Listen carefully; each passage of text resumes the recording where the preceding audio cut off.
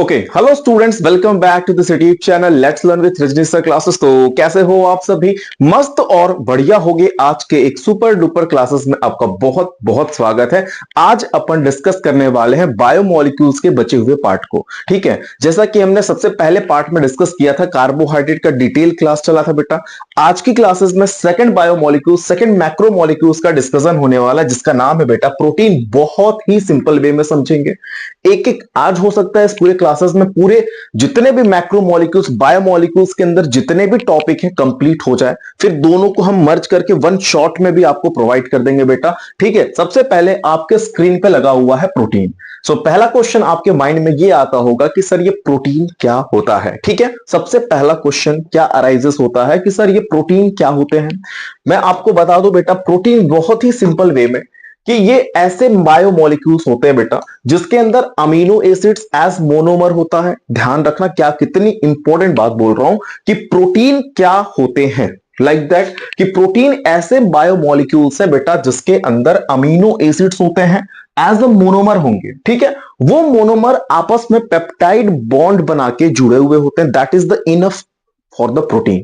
अभी प्रोटीन का पूरा डिटेल चलेगा, बट वन लाइन में अगर आपसे प्रोटीन के बारे में पूछा जाता है तो एटलीस्ट इतना जरूर बोलेंगे कि सर ये ऐसे बायोमोलिक्यूल्स होते हैं जिनमें अमीनो एसिड्स होते हैं। पहली बात, अमीनो एसिड्स ऑफ मोनोमर। ठीक है, अमीनो एसिड्स मोनोमर होते हैं जो कि बॉन्डेड किसके साथ होंगे बेटा, पेप्टाइड बॉन्ड बना के जुड़े हैं। अभी इनकी डिटेल क्लास होगी, पेप्टाइड बॉन्ड क्या होते हैं, मोनोमर्स क्या होते हैं, अमीनो एसिड्स क्या होते हैं। एक एक चीजों की डिस्कशन होने वाली है।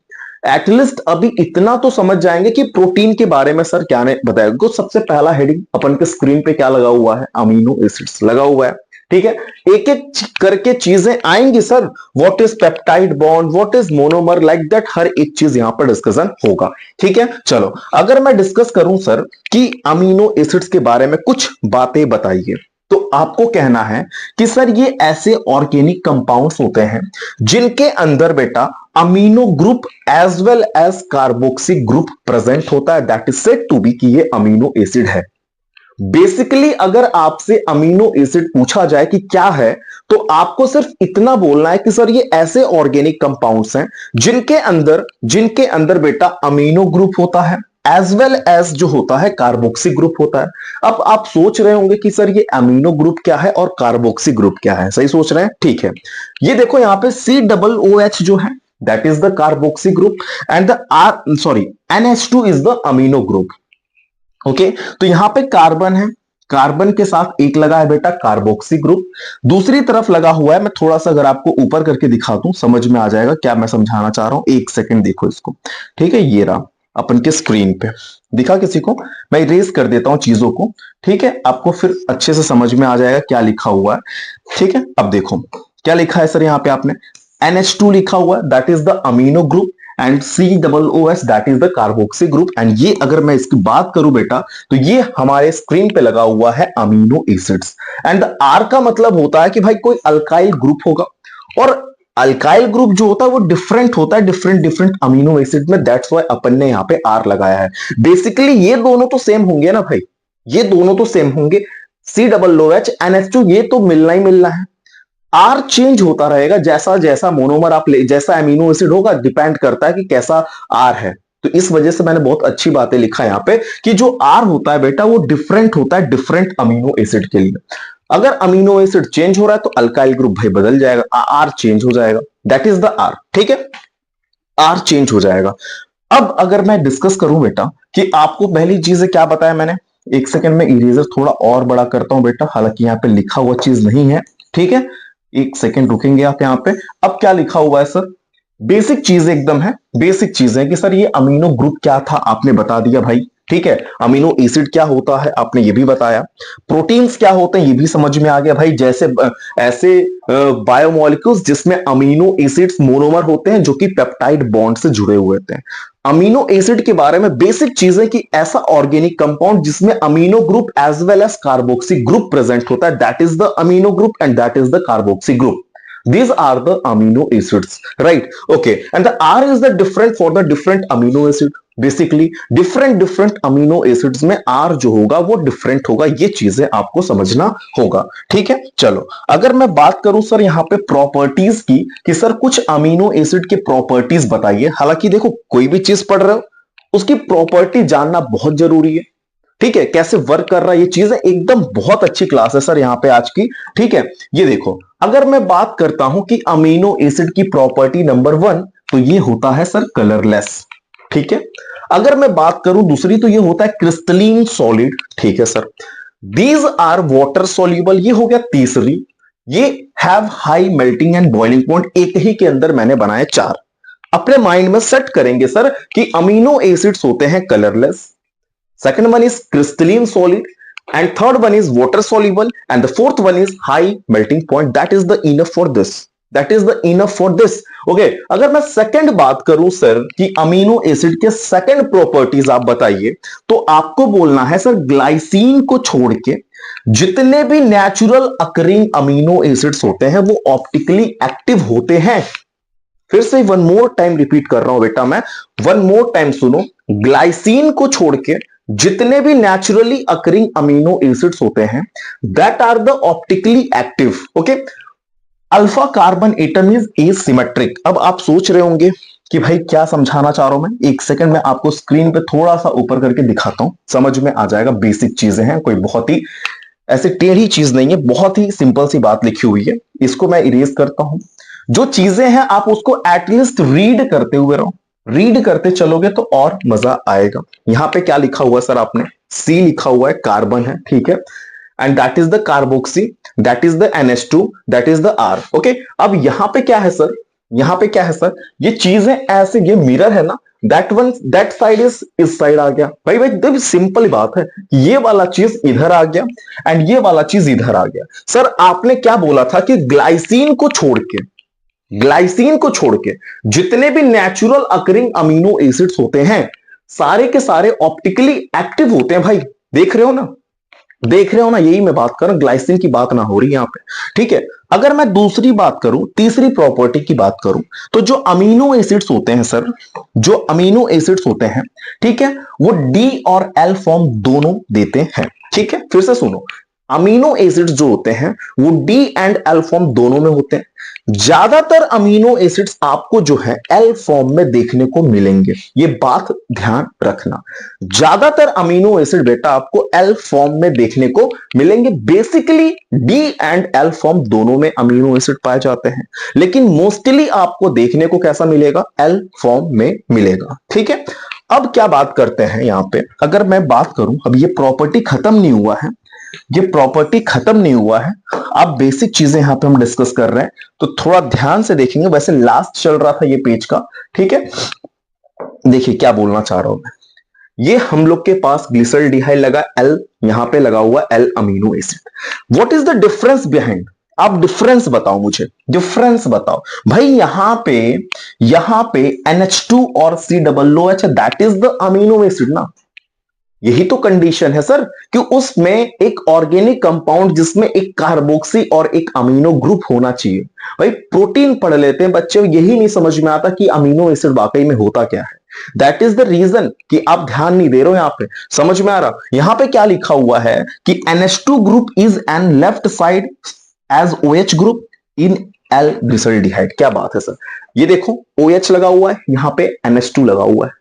दैट इज द चीज, कितनी इंपॉर्टेंट बातें लिखी यहां पे कि NH2 group is in left side, ठीक है, एज OH ग्रुप इन, जैसे इसमें L लेफ्ट साइड में क्या लगा हुआ है सर कि जो है OH है, वैसे यहां पे हमने क्या लगाया है, जो है NH2 लगाया, that is the L amino acid. इसी का नाम क्या है बेटा, L अमीनो एसिड। ये मैं समझाने के लिए ये चीजें यहां पे लिखा हूं, आप परेशान नहीं होना कि सर ये L अमीनो एसिड क्या होता है। ठीक है, तो ये चीजें हैं यहां पे। ठीक है, यहां पे L ग्लिसरॉल्डिहाइड की बात हुई थी। चलो अगर मैं बात करूं नेक्स्ट पेज का ज्विटर आयन के बारे में, थोड़ा सा पेज का मैं साइज इंक्रीज करना चाहता हूं बेटा, क्योंकि पेज काफी छोटा लग रहा है मुझे। थोड़ा सा एक सेकंड आप देखेंगे तो ज्विटर आयन स्ट्रक्चर है जो पेपर में हर साल एग्जाम के पॉइंट ऑफ व्यू से अगर हम बात करें तो ये ज्विटर आयन स्ट्रक्चर काफी इंपॉर्टेंट होने वाला है हम लोग के लिए। ठीक है, ज्विटर आयन स्ट्रक्चर वाकई में होते क्या है, बेसिक चीजें हैं, अगर आपको पता है तो आप चैट सेक्शन में बता सकते हैं कि सर ये ज्विटर आयन के कुछ इंपॉर्टेंट बातें बताएंगे तो काफी अच्छा लगेगा मुझे। ठीक है, बाकी तो चीजें यहां पे खुद दिख रही हैं आपको। चलिए, अगर मैं बात करूं amino acid sorry zwitter ion structure के बारे में, बेसिक चीजें हैं, इतना तो आपको ज्विटर आयन के बारे में आना ही चाहिए सर कि amino acids which have both acidic and basic. कितनी अच्छी बात है, ये क्रीम वर्ड है, मैं अंडरलाइन कर रहा जो कि जिस अमीनो एसिड में भाई, जिस अमीनो एसिड में एसिडिक और बेसिक दोनों होते हैं उसी मॉलिक्यूल में, दैट इज द चीज। समझना, अभी समझ में आ जाएगा कि मैं बोलना क्या चाह रहा हूं, क्योंकि रीजन क्या है ना कि छोटी छोटी चीजें नहीं समझ में आएंगे तो मैं ज्विटर आयन स्ट्रक्चर नहीं समझा पाऊंगा।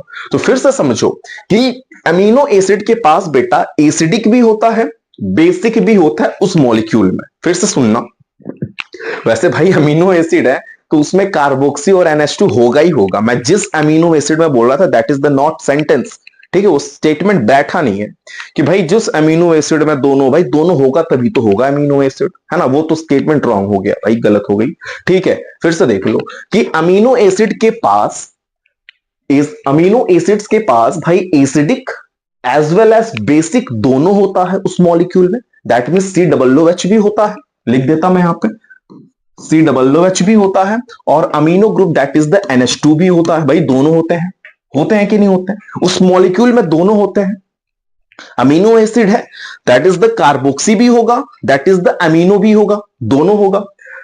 अगर एक्वस सोल्यूशन में बात करें तो कार्बोक्सिल ग्रुप क्या करता है, लूजेस कर देता है अपना H positive, that is COOH में से H पॉजिटिव लूज कर दिया उसने। ठीक है, एमिनो ग्रुप क्या करेगा, ये जो NH2 है बेटा, ये जो NH2 है ये उसके H पॉजिटिव को क्या करता है, सुनो, एक्सेप्ट कर लेता है, उसके H पॉजिटिव को एक्सेप्ट कर लेता है और एक डाइपोलर आयन बन जाता है। इसी का नाम दिया गया बेटा ज्विटर स्ट्रक्चर।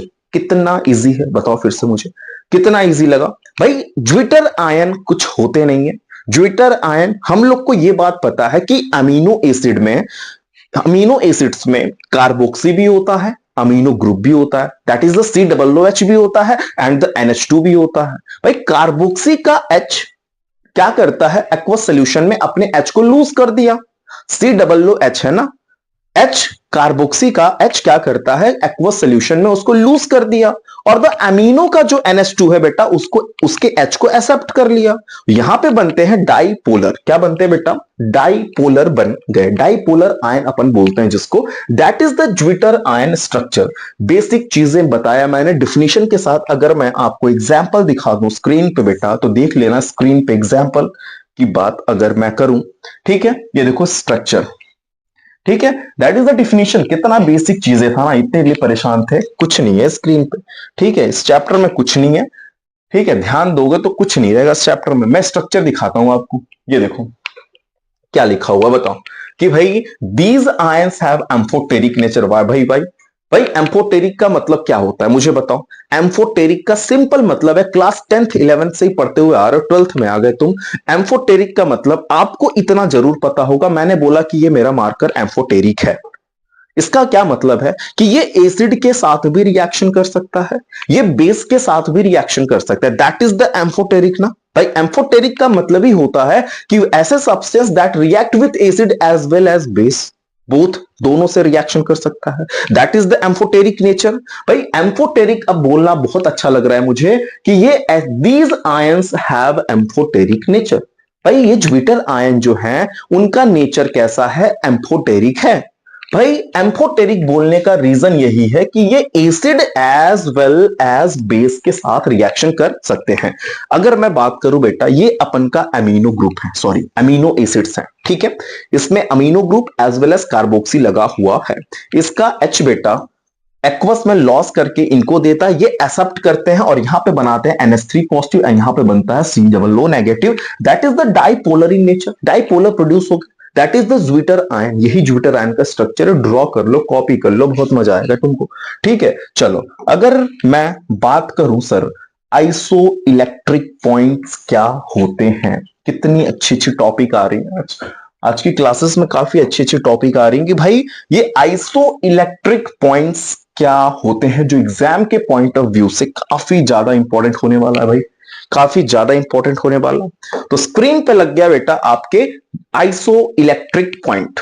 ठीक है, अगर मैं कहूं कि amino acids have zwitter ion structure, भाई कहना क्या है, होता है, कहना नहीं है, होता है कि अमीनो एसिड का जो स्ट्रक्चर होता है, भाई अमीनो एसिड के पास ज्विटर आयन स्ट्रक्चर होता है, ये बात फिक्स है। तो अगर एसिडिक मीडियम में वो अमीनो एसिड मूव कर जाए कैथोड पे, मूव अगर की बात नहीं है, वाकई में होता ये चीज है, ध्यान रखना कि जो एसिडिक मीडियम में वो अमीनो एसिड मूव करता है कैथोड में, और बेसिक मीडियम में वो अमीनो एसिड मूव कर जाता है एनोड में। ठीक है, कितनी अच्छी बात लगी कि भाई अमीनो के पास ज्विटर आयन स्ट्रक्चर है, वो zwitter ion structure acidic medium में मूव करता है भाई कैथोड की तरफ, एंड द बेसिक मीडियम में अमीनो एसिड मूव कर जाता है एनोड की तरफ। लेकिन अगर मैं कहूं कि intermediate pH amino acid do not move in external electric field, this is the intermediate pH is called isoelectric point।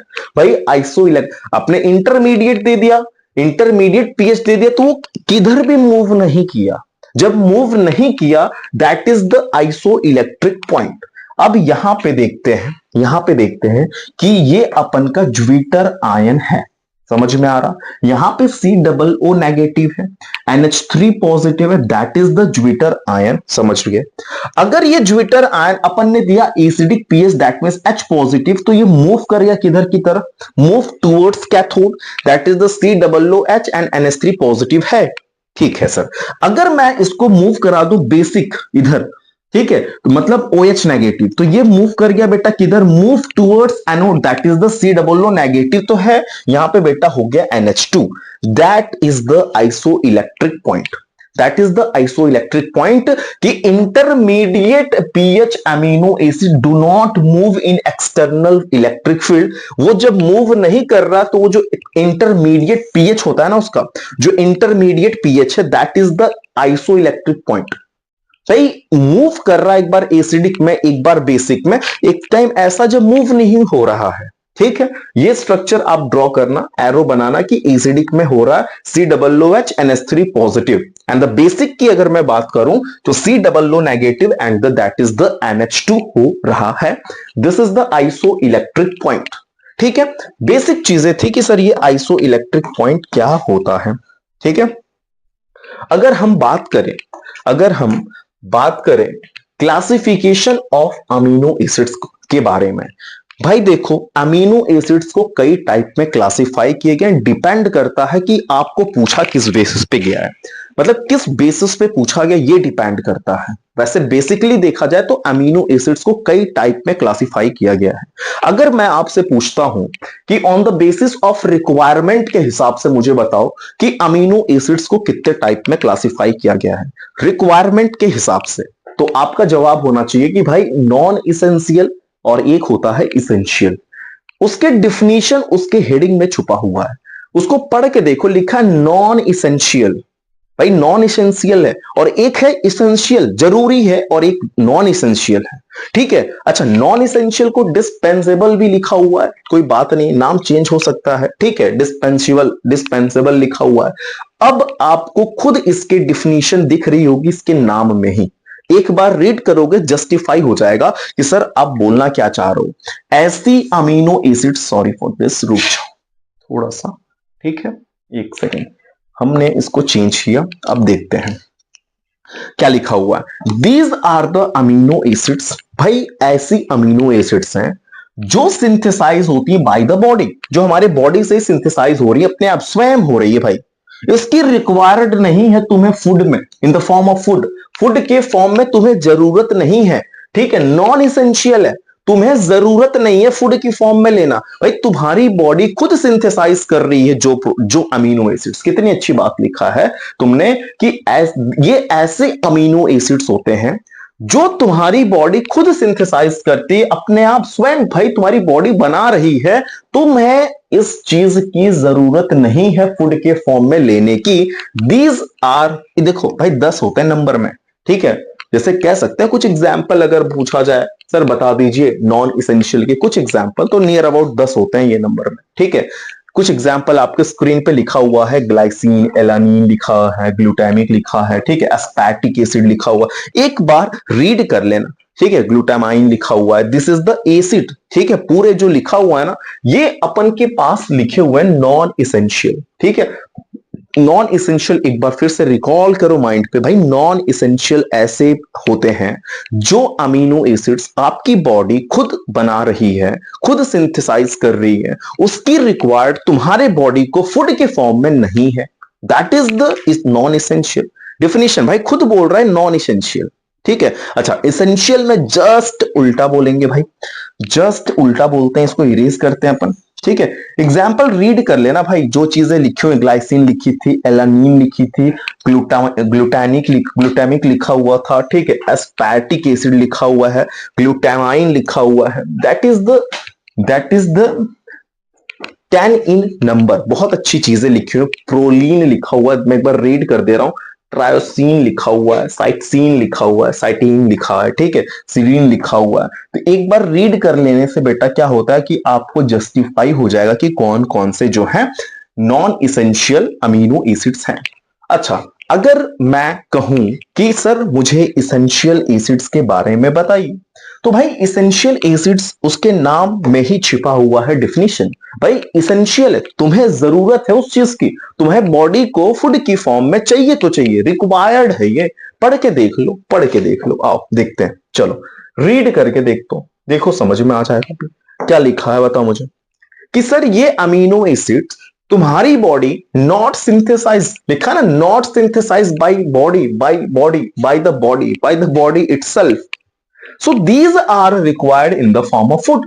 भाई जब तुम्हारी बॉडी नहीं सिंथेसाइज कर पा रही है तो आपको फूड की फॉर्म में जरूरत होगी, अगर बना लेती तो फूड की फॉर्म में रिक्वायर्ड नहीं होता, लेकिन ये फूड के फॉर्म में रिक्वायर्ड इसलिए क्योंकि ये सिंथेसाइज्ड नहीं कर रहा है, ठीक है। चलो ये भी लगभग 10 होते हैं नंबर में, ठीक है, वैलिन, ल्यूसीन, आइसोल्यूसिन, एर्जिनिन, लाइसिन, थियोरिन, ठीक है, ये आपके जितने भी एग्जाम्पल लिखा हुआ है, this is the essential amino acids. भाई 10 होते हैं ये भी नंबर में, ठीक है, ऐसे हैं जो आपकी बॉडी नहीं बना पा रही है, तो आपको इसको क्या करना पड़ेगा, फूड के फॉर्म में ये रिक्वायर्ड है। अगर मैं कहूं कि सर अब मुझे अमीनो एसिड्स बताइए, ठीक है, on the basis of acid base character.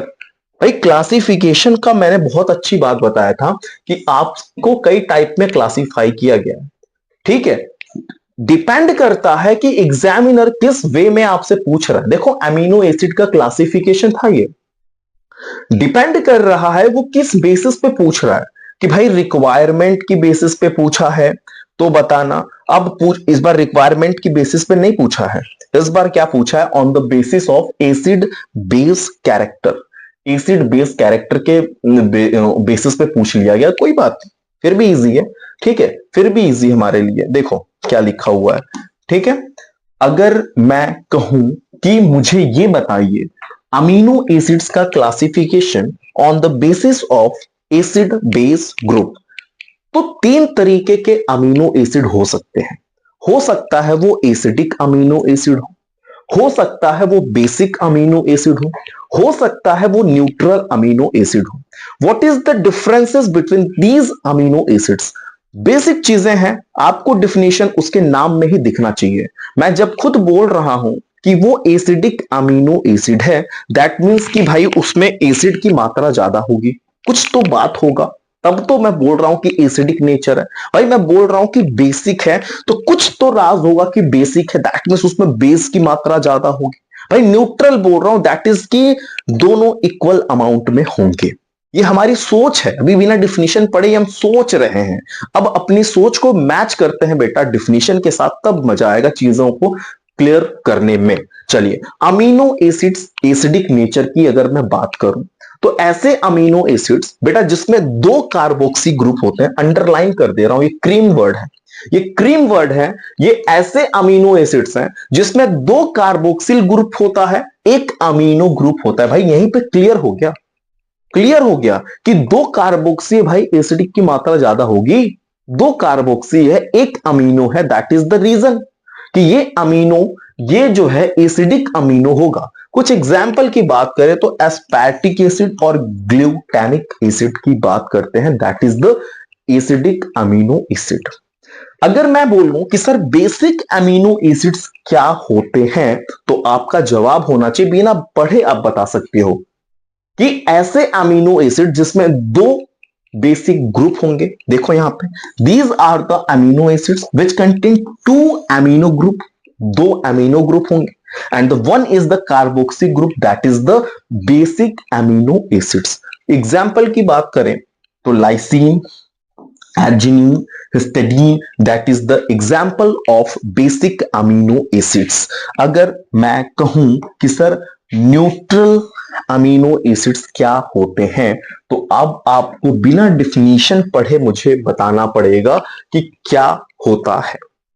बिना डिफिनीशन पढ़े आप बताइए कि सर ये अमीनो एसिड्स क्या होते हैं, न्यूट्रल अमीनो एसिड्स क्या होते हैं। वैसे डिफिनीशन पढ़ेंगे तो क्लियर तो होगा, बट बिना डिफिनीशन पढ़े आप ऑलरेडी समझ चुके होंगे कि सर यही कहना चाहते हैं कि इस अमीनो एसिड्स में एक कार्बोक्सी होगा और एक अमीनो ग्रुप होगा, दैट इज द, देखो लिखा हुआ, contain one amino group and the one carboxy group, that is the acid, sorry that is the neutral amino acids. Sir example की बात अगर आप करते हैं तो ग्लाइसिन, एलानिन, वैलिन एक्सेट्रा और भी एग्जाम्पल होते हैं न्यूट्रल के, ठीक है।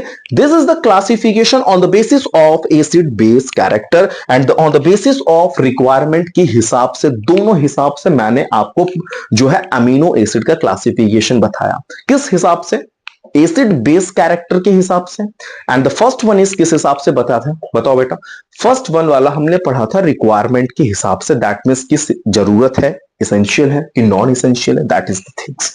Okay, so next topic is linkage in protein. भाई देखो, अब वो चीजें आ गई जो डिफिनीशन में चर्चा किया था। मैंने आपसे क्या बोला था कि डिफिनीशन में जो भी चीजें आ रही हैं वो डिटेल्ड में थोड़ी देर बाद आएंगी, वही चीजों को ब्रॉडली समझना है, अपन को ब्रॉडली समझना है। वहां पे तो एक शॉर्टली की बात हो गई थी बेसिकली कि सर आपको प्रोटीन के बारे में इतना समझना है कि भाई मोनोमर्स है, ठीक है, और ये पेप्टाइड बॉन्ड से बॉन्डेड है। ये चीजें आपने वहां पे समझ लिया, अमीनो मोनोमर्स, ठीक है। अगर मैं बात करूं कि लिंकेज, लिंकेज मतलब समझ रहे हो ना भाई, लिंक होना, जुड़ना, जैसे आधार कार्ड लिंक कराते हो ना, वैसे प्रोटीन का भी लिंक हो रहा है, लिंकेज हो रहा है, जुड़ाव हो रहा है, ठीक है। उस तरीके की चीजों की बात हो रही है कि भाई कैसे जुड़ते हैं ये लोग, ठीक है। जैसे आप भी किसी से जुड़े हैं तो भाई प्रोटीन भी तो जुड़ा है, ठीक है, वो चीजें हैं। तो protein consist of amino acids monomer, ये बात हमें छोटे से तब से पता है कि भाई प्रोटीन में, ठीक है, प्रोटीन में अमीनो एसिड्स मोनोमर होते हैं, अमीनो एसिड्स मोनोमर होते हैं, ये चीजें बहुत पहले से हमें पता है। और ये बॉन्ड किट से होते हैं बेटा। अमीनो एसिड्स मोनोमर किससे बॉन्डेड होते हैं? जैसे मान लो मेरा ये हाथ एक है, amino acids monomer, and this one is amino acids monomer, दो अलग अलग है। ये दोनों आपस में कैसे बॉन्डेड हो रहे हैं बेटा? मोनोमर पेप्टाइड बॉन्ड से ये हमारे दो बॉन्डेड हो गए हैं। समझ में आया? ठीक है, चलो। अब क्या होता है कि ये जो पेप्टाइड लिंकेज होता है, ये एमाइड बॉन्ड फॉर्म बिटवीन, देखो किससे किससे बनता है, वो चीज बहुत इंपॉर्टेंट बात बता रहा हूं, बहुत आपके माइंड में ये आ रहा होगा कि सर ये पेप्टाइड बॉन्ड क्या होता है। वही चीजें मैं समझाना चाह रहा हूं कि जो पेप्टाइड लिंकेज होता है is an amide bond form between, किसके बीच में बनता है? That is the carboxy group of one amino acids, मतलब that is the NH2 group जिसकी हम बात कर रहे हैं। मतलब एक अमीनो एसिड के कार्बोक्सी होगा, एक अमीनो एसिड से NH2 होगा। इस अमीनो एसिड का NH2 ले लिया मैंने, इस अमीनो एसिड का मैंने कार्बोक्सी ले लिया, ठीक है सर। अब बताइए, दोनों में से जब चिपकाएंगे और दोनों के बीच में से पानी निकल जाए, समझो क्या बोल क्या रहा हूं मैं। अमीनो एसिड्स, एक अमीनो एसिड्स के NH2, ठीक है, दूसरे वाले अमीनो एसिड्स के कार्बोक्सी, दोनों COOH है, इधर इधर NH2 है। दोनों में से आपको वाटर मॉलिक्यूल्स का इलिमिनेशन कराना है, मैं चीजें आपको दिखाता हूं। चलो, जैसे मैंने लिया बेटा ग्लाइसीन, क्या लिया मैंने? ग्लाइसीन। मेरे पास देखो CH2 है, इधर COOH है, इधर NH2, that is the glycine. फिर मैंने लिया बेटा एलानीन, यहां पे मेरे पास CH है, एक तरफ CH3 लगा हुआ है, COOH एक तरफ लगा हुआ बेटा NH2, that is the alanine. ठीक है, ये एक अमीनो एसिड्स है। This one is also amino acids. एक अमीनो एसिड्स का ध्यान रखना, एक अमीनो एसिड्स का बेटा OH होगा और इसका बेटा क्या करना है, अपन को H ले लेना। ठीक है, यहां से पानी के मॉलिक्यूल्स को इलिमिनेट करा देना। और जैसे ही इलिमिनेट, देखो यहां लिखा है मैंने -H2O, that is the water molecule loss कराइए। वाटर मॉलिक्यूल लॉस होंगे और वहां पे एक कनेक्शन बनेगा, एक लिंकेज बनेगा। That linkage is said to be peptide bond, that linkage is said to be peptide linkage. और यहां पे मैं आपको दिखा दूं कि लिखा हुआ है NH2, ये that is NH2 and this one is CH2। और यहां का बेटा COOH का OH तो निकल गया, बचा क्या? CO। तो यहां पे देखो C double bond O and this one, यहां का एक H गायब हो गया ना, तो बचा NHCH देखो NHCH और COOH यहां पे लिखा होगा। ठीक है, थोड़ा कट गया तो मैं लिख देता हूं, कोई बात नहीं सर, लिख दिया, बहुत अच्छा लगा। ठीक है, और इसका नाम अब बताओ क्या होगा? एक ग्लाइसिन था, एक एलानीन था, तो यहां पे हम दोनों को मिला दिए, ग्लाइसिन एलानीन की बात हो गई। ठीक है, तो ये चीजें समझ में आ गई आपको। कुछ नहीं करना था सर, एक बार कहो तो और बता दें, बट बेसिक चीजें हैं, एक बार रिवाइज करा देता हूं कि प्रोटीन में लिंकेज कैसा होता है। आपको ये चीजें सुन के ही आ गई होंगी, हालांकि सुनोगे तो ही आएगा। लिखने वाली चीजें स्क्रीनशॉट ले सकते हो बेटा, बहुत अच्छी चीज है ये। ठीक है, एक बार तो रिवाइज करना ही करना है, स्क्रीनशॉट से आप देख लेना, चीजें बहुत अच्छी नोट से ये समझ में आ गया होगा कि प्रोटीन में अमीनो एसिड्स होता है मोनोमर। ठीक है भाई, वो दोनों आपस में पेप्टाइड बॉन्ड बनाते हैं। ठीक है, अब ये बनता कैसे है? एक अमीनो एसिड का NH2 वाला ग्रुप, दूसरे अमीनो एसिड का कार्बोक्सी वाले ग्रुप, एक कार्बोक्सी और एक अमीनो में से वाटर के मॉलिक्यूल को इलिमिनेट करा दो, रिमूव करा दो, लॉस करा दो, निकाल दो, वहां पे एक लिंकेज बन जाएगा। That linkage is said to be peptide linkage. समझ में आया? अगर मैं दिखाऊं आपको कुछ एग्जाम्पल, तो आपने देखा किसके किसके बीच में बेटा देखा आपने? ग्लाइसीन और एलानीन के बीच में आपने देखा। ठीक है, कुछ और एग्जाम्पल की अगर हम बात कर लें, स्क्रीन पे लगा हुआ है कि जब दो अमीनो एसिड्स बॉन्डेड होते हैं तो उसका नाम होता है डाइपेप्टाइड लिंकेज। क्या नाम होता है? Dipeptide linkage. अच्छा, ट्राइपेप्टाइड कब बोलूंगा मैं? जब तीन अमीनो एसिड्स जुड़ जाएंगे। टेट्रापेप्टाइड कब बोलूंगा मैं? जब चार amino acids, amino amino amino amino चार जुड़ेंगे, that is the 4 amino acids में टेट्रापेप्टाइड्स बोले जाएंगे। सर कब पॉलीपेप्टाइड बोलेंगे आप? जब 10 से अधिक अमीनो एसिड्स अगर आपस में कनेक्टेड हो गए तो हालांकि हम बोलेंगे कि ये बेटा पॉलीपेप्टाइड है। बेसिक चीजें था जो हम बार बार आमतौर पे यूज करते हैं ये language. That is the reason कि आपको आना चाहिए कि भाई हम यूज कर रहे हैं, बोल रहे हैं कि ये लिखा हुआ है, तो आपको ये पता तो हो कि भाई ये पेप्टाइड क्या होता है, अमीनो क्या होता है, मोनोमर्स क्या होते हैं। ये चीजें नहीं पता रहेंगी तो हम क्या करेंगे और आप क्या करेंगे? ठीक है, तो ये चीजें हैं। एक बार इसको रीड करो, क्या लिखा हुआ है बेटा, 1 मिनट के लिए रीड करो और रीड करके बताओ क्या लिखा है।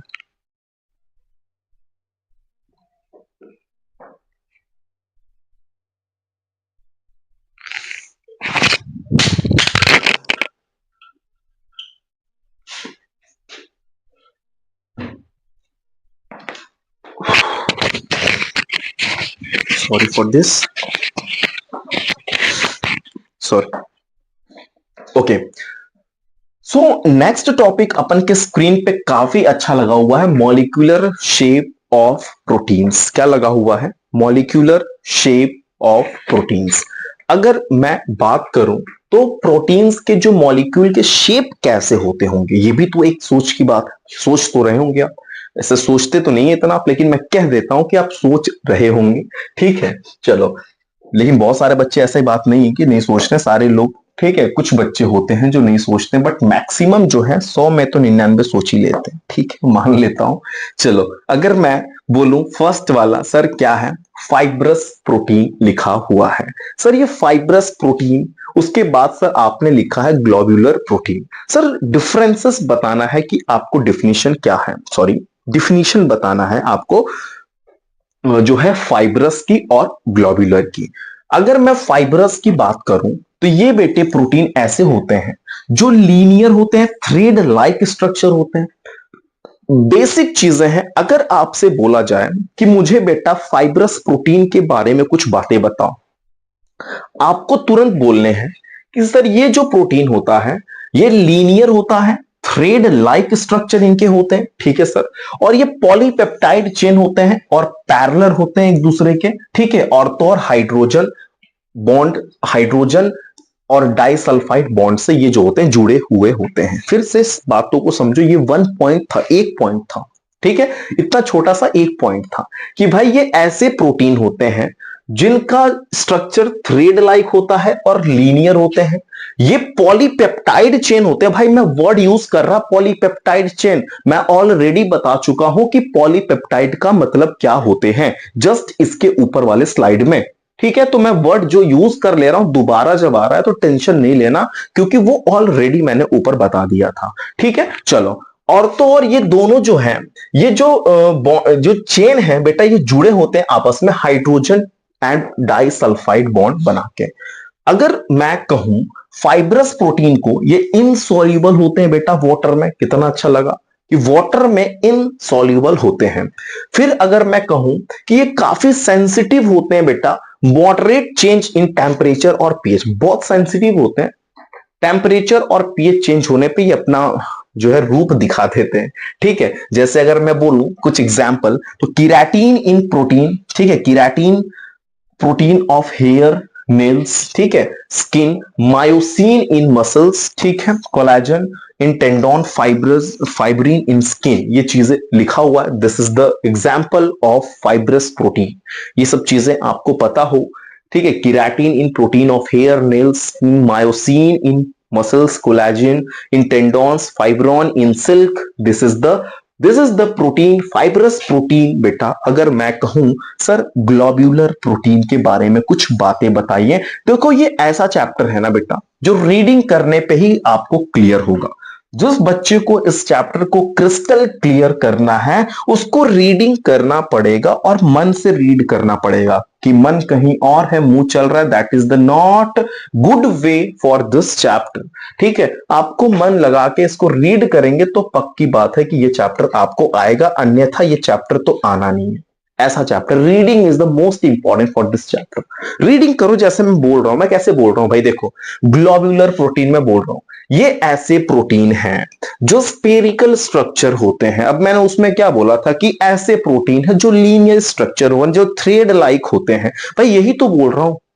इसमें क्या बोला मैंने, इसमें क्या बोला मैंने कि ये ऐसे प्रोटीन्स होते हैं जिनका स्पेरिकल स्ट्रक्चर होता है। दूसरी बात अब बोलते हैं, दूसरी बात अपने से बातें बनाओ ना। ये these are produced due to coiling of polypeptide chain। Polypeptide chain जब कॉइलिंग होते हैं तो ये जो है ग्लोब्यूलर प्रोटीन प्रोड्यूस होता है, ठीक है। फिर से सुन लो क्या बोला कि जब ये पॉलीपेप्टाइड चेन कॉइल में बनते हैं, कॉइल में, तो ये ग्लोब्यूलर प्रोटीन बनते हैं, ठीक है। वो वाटर में इनसॉल्युबल थे, ये वाटर में सॉल्युबल होते हैं। ऐसे बोलोगे तो क्यों नहीं आएगा भाई, चैप्टर भी शर्मा जाएगा तुम्हें देख के, ठीक है। कितने अच्छे से पढ़ रहे हो, तो ये बातें हैं। कितना अच्छा लग रहा है कि भाई जो ग्लोब्यूलर होता है ये सॉल्युबल होता है, और वहीं पे अगर मैं बोलूं जो है ऊपर वाला, तो वो क्या होता है, इनसॉल्युबल होता है। ये चीजें हैं। तो these are sensitive to small, even small change in temperature and pH, मतलब बहुत कम टेम्परेचर में चेंज हो रहा है तो भी काफी सेंसिटिव है ना ये, ठीक है। जैसे एल्ब्यूमिन्स और इंसुलिन की मैं बात कर रहा था, this is the globular protein होते हैं। बेसिक चीजें हैं कि नहीं है, जरा बताओ मुझे, एकदम इजी वे में समझ में आ रहा है कि नहीं आ रहा, ठीक है। चलो अगर मैं कहूं बेटा, ठीक है, अगर मैं नेक्स्ट स्लाइड लाऊं तो कुछ तो बातें लिखी हैं जो हमारे चैप्टर से जरूरत हो भी सकती हैं, नहीं भी हो सकती हैं। एटलीस्ट जो स्क्रीन पे आ रहा है रीड करके छोड़ेंगे। हो सकता है कुछ एक्स्ट्रा बातें भी मैंने ले आया आपके लिए, ठीक है, बट रीड करना हमारा धर्म है, ठीक है। चलो, सबसे पहली बात सर, आपने स्क्रीन पे लिखा है कि इंसुलिन सबसे छोटी प्रोटीन होती है, इसमें सिर्फ 51 अमीनो एसिड्स होते हैं। बहुत अच्छी बात लगी। क्या आपसे कभी कोई पूछ ही सकता है कि सर कोई सबसे स्मॉलेस्ट जो है उसका प्रोटीन का नाम बताओ? तो स्मॉलेस्ट प्रोटीन बेटा हो गया insulin, that is the only 51 amino acids होते हैं। चलो, basic character of amino acid इसलिए है ड्यू टू COO नेगेटिव। अगर एसिडिक कैरेक्टर की मैं बात करूं, due to the NH3 positive group and the polypeptide chain having molecular mass more than 10,000 is called proteins, ठीक है, इज कॉल्ड प्रोटीन। काफी अच्छा लगा ये। चलो, अगर मैं कहूं सिंपल प्रोटीन क्या होते हैं तो और अच्छी बात है ना भाई। सिंपल प्रोटीन बोल के ही तुम्हें समझ में आ गया होगा कि साधारण की बात हो रही है क्या? जरा बताओ तो, क्या साधारण प्रोटीन भी होते हैं क्या? बताना थोड़ा मुझे तो, क्या साधारण प्रोटीन भी होते हैं क्या? बोलो तो। सबसे पहले लिखा हुआ है simple protein which produces only amino acids on hydrolysis, that is the simple protein, that is the simple protein। भाई सिंपल प्रोटीन क्या होते हैं? जो सिर्फ, जो देखो लिखा ना, the which produces only amino acids on hydrolysis। भाई ऐसे ऐसे प्रोटीन्स जो सिर्फ अमीनो एसिड दे रहा हाइड्रोलिसिस के दौरान, ठीक है, जैसे एल्ब्यूमिन्स, ग्लोबिन्स और ग्लूटेनिन्स लिखा हुआ, क्रिएटिन लिखा हुआ, that is the simple proteins की बात हो रही है, ठीक है। अगर मैं कहूं कॉन्जुगेटेड प्रोटीन्स क्या है, काफी अच्छा लग रहा है पढ़ के। चीजों को रीड करके छोड़ो भाई, किसी को ऐसे नहीं छोड़ा जाता है, ठीक है। अगर आपके स्क्रीन पे वो चीजें आ गई हैं तो ऐसे ना छोड़ो कि वो बुरा मान जाए बेटा। तो उसको चाहे जरूरत हो चाहे ना हो, उसको रीड करके जरूर छोड़ना। रीड करना कंपलसरी है, क्योंकि कुछ चीजें एक्स्ट्रा तो है उसमें। हो सकता है चैप्टर के, हो सकता है एग्जाम के पॉइंट ऑफ व्यू से ना हो, बट फिर भी रिक्वायरमेंट है तो है भाई, जरूरत है तो लिखी हुई रीड करके छोड़ो ना उसको, बस रीड कर लो एटलीस्ट। मैंने बोल दिया ठीक है, नहीं है भाई, यहां से हमारा सिलेबस स्ट्रक्चर्स ऑफ प्रोटीन से, बट उसको रीड करने में क्या जाता है बेटा, है ना। दिन भर तो इधर उधर की चीजें रीड करते हो, रीड कर लो भाई कॉन्जुगेटेड प्रोटीन्स क्या है, ठीक है। बताओ मुझे, रीड करके बताओ, तुमको मैं दे देता 1 मिनट टाइम। रीड कर लिया आपने? चलो ठीक है, सुन लो फिर से कि which produces amino acids as a non protein part, ठीक है। जैसे प्रोस्थेटिक ग्रुप ऑन हाइड्रोलिसिस, कितनी अच्छी लग रही है भाई।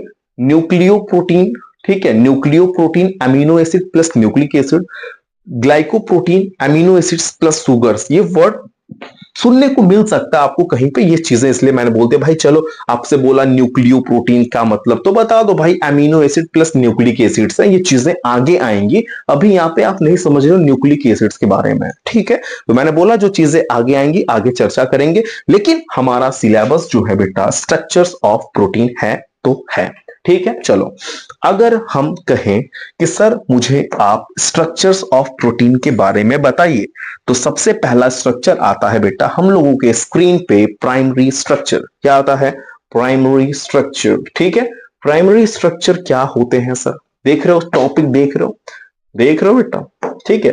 प्राइमरी स्ट्रक्चर्स क्या होते हैं भाई? नाम सुन के ही तो देखो, बहुत सारी ये जो बायोमोलिक्यूल्स है ना, इसको अगर थोड़ा सा ध्यान देकर पढ़ोगे ना, तो उसके जो हेडिंग होते हैं उसी में उसका पूरा मतलब छिपा हुआ है ऑलरेडी भाई। उसके नाम में ही चीजें छिपी हुई हैं, तो उसके नाम को ध्यान से पढ़ो, उसकी डिफिनेशन आपको खुद समझ में आ जाएगा कि कहना क्या चाह रहा है। कुछ बातें आपको समझना है सिर्फ उसके नाम को देख के। जैसे लिखा हुआ है कि यहाँ पे प्राइमरी स्ट्रक्चर क्या होता है, लिखा हुआ है बेटा प्राइमरी स्ट्रक्चर्स क्या होते हैं, तो आपको क्या बोलना है कि ये सिंपलेस्ट स्ट्रक्चर है प्रोटीन का। बहुत अच्छा लगा भाई, प्राइमरी स्ट्रक्चर है तो प्राइमरी स्ट्रक्चर में सिंपलेस्ट स्ट्रक्चर प्रोटीन का कौन है भाई? प्राइमरी स्ट्रक्चर होता है simplest structure, that is the point 1। चलो, दूसरी पॉइंट की अगर मैं बात करूं तो इस स्ट्रक्चर में बेटा अमीनो एसिड्स प्रेजेंट होते हैं स्पेसिफिक सीक्वेंस में, स्पेसिफिक सीक्वेंस में प्रेजेंट होंगे, ठीक है। आपस में बॉन्डेड होते हैं भाई पेप्टाइड बॉन्ड से। ऑलरेडी मैंने आपको बताया है कि जो मोनोमर्स होते हैं वो पेप्टाइड बॉन्ड से लिंकेज रखते हैं।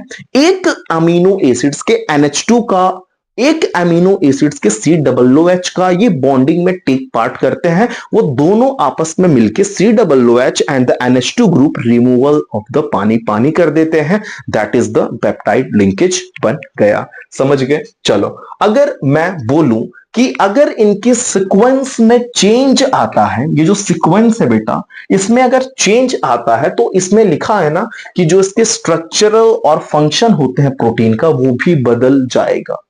दैट इज द पॉइंट कि ये असर्शन रीजन में पूछा जा सकता है आपको, समझो, ये असर्शन रीजन में पूछे जा सकते हैं, that is the main point things. ठीक है, तो समझो ना बातों को कि भाई सिंपलेस्ट स्ट्रक्चर है ये प्रोटीन का, ये स्ट्रक्चर जो है अमीनो एसिड्स के, ये स्पेसिफिक, सुनो, जो प्राइमरी स्ट्रक्चर्स होते हैं, amino acids are present in specific sequence. ये जो अमीनो एसिड्स है, मान लो ये एक अमीनो एसिड है, दूसरा है, तीसरा, ये किसी स्पेसिफिक सीक्वेंस में देखने को मिलेंगे हमको। ठीक है, और ये आपस में ना पेप्टाइड बॉन्ड बना के यहां से जुड़े हुए होंगे। अगर इनके सीक्वेंस में कोई बदलाव होता है तो ये बेटा, ये प्रोटीन में ना इनकी मतलब फंक्शन और स्ट्रक्चर भी बदल जाएंगे। सीक्वेंस में बदलाव हुआ तो उनकी बेटा जो है फंक्शन और स्ट्रक्चर में भी बदलाव होगा। अब अगर मैं बात करूं कि सेकेंडरी स्ट्रक्चर क्या होता है, भाई देखो प्राइमरी हुआ, वैसे सेकेंडरी की बात करेंगे, थोड़ा थोड़ा कॉम्प्लेक्स होते हुए जाएगा। ऐसे ही मैं टर्शियरी की बात करूंगा, ऐसे ही मैं क्वाटरनरी की बात करूंगा। बेसिकली चीजों को समझना कि सर जब आप नया नया प्रोटीन बता रहे तो थोड़ा थोड़ा कॉम्प्लेक्स करूंगा मैं चीजों को। ठीक है, मैं नहीं कर रहा ना, मैं नहीं कर रहा, वो डिफिनीशन है बेटा उसकी, उसका मतलब है वो। ठीक है, मैं नहीं कर रहा अपने से कुछ। चलो, अगर मैं कहूं सर सेकेंडरी स्ट्रक्चर क्या होते हैं, चलो देखते हैं। ये ऐसे स्ट्रक्चर्स हैं, मतलब ये स्ट्रक्चर तब प्रोड्यूस होते हैं due to the folding of polypeptide chain. Polypeptide chains का फोल्डिंग हो जाता है, फोल्डिंग होना। ठीक है, पॉलीपेप्टाइड चेन जब फोल्डिंग होते हैं और इंटरमॉलिक्यूलर हाइड्रोजन बॉन्डिंग बनाते हैं।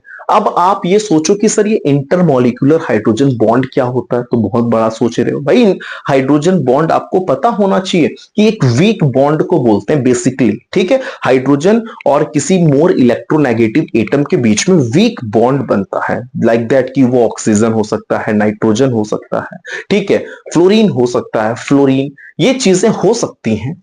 इनके बीच में एक वीक बॉन्ड बन रहा है। दो टाइप्स के होते हैं, इंटरमॉलिक्यूलर होता है बेटा और एक इंट्रा होता है।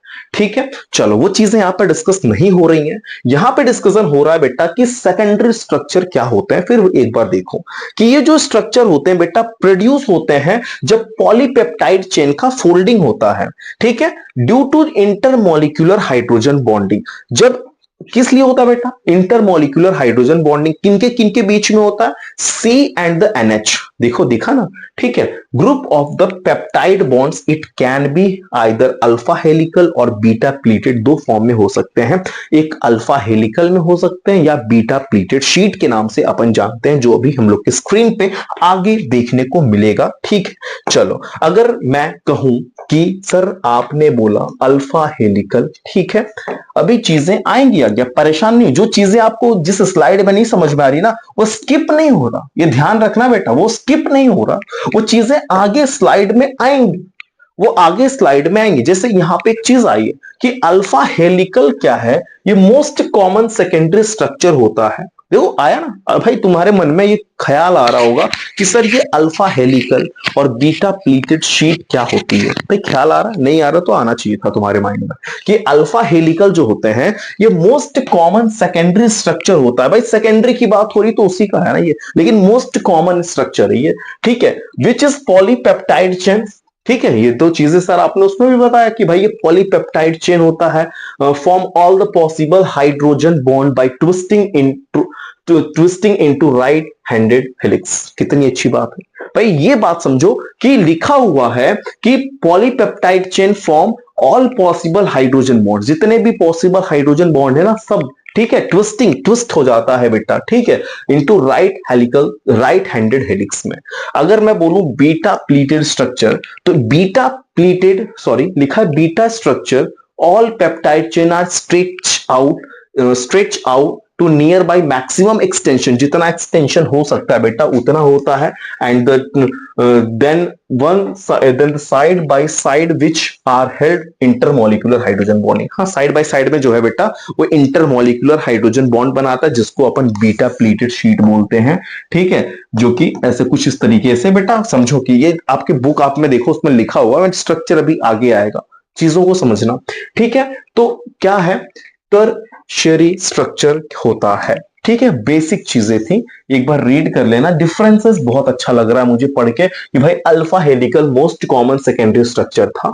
ठीक है, और इसमें क्या है कि polypeptide chains form all possible hydrogen bonds by twisting into right helix.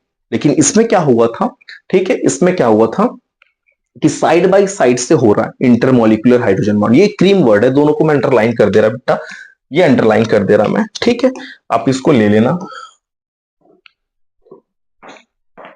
ये ठीक है, ये ले लो चीजों को, इसमें ये लाइन ले सकते हो और ऊपर वाले में बेटा ये ले सकते हो। ठीक है, ये लाइन उठा लो, अच्छा लगेगा, by twisting into right hand. ठीक है, चलो इरेज करते हैं अपन और बात करते हैं टर्शियरी स्ट्रक्चर के बारे में, जो कि बहुत ही इजी होने वाला आज की क्लास का सबसे इजी टॉपिक है टर्शियरी स्ट्रक्चर। अब ये बोलोगे कि हर एक टॉपिक तो सर इजी ही बोल रहे हो, भाई इजी है, इस पढ़ने के बाद इजी ना लग रहा है क्या तुम्हें, बताओ। ठीक है, पढ़ने के बाद इजी है, भले तुम्हें पढ़ने के पहले टफ लग रहा हो, लेकिन पढ़ने के बाद तो इजी हो जाना चाहिए भाई, होना चाहिए, ऐसा तो नहीं है। ठीक है, चलो देखते हैं, देखते हैं भाई टर्शियरी स्ट्रक्चर क्या होते हैं। थोड़ा माइक चेंज करता हूँ बेटा, मुझे माइक पे डाउट हो रही है। ठीक है, माइक चेंज करते हैं थोड़ा, चलो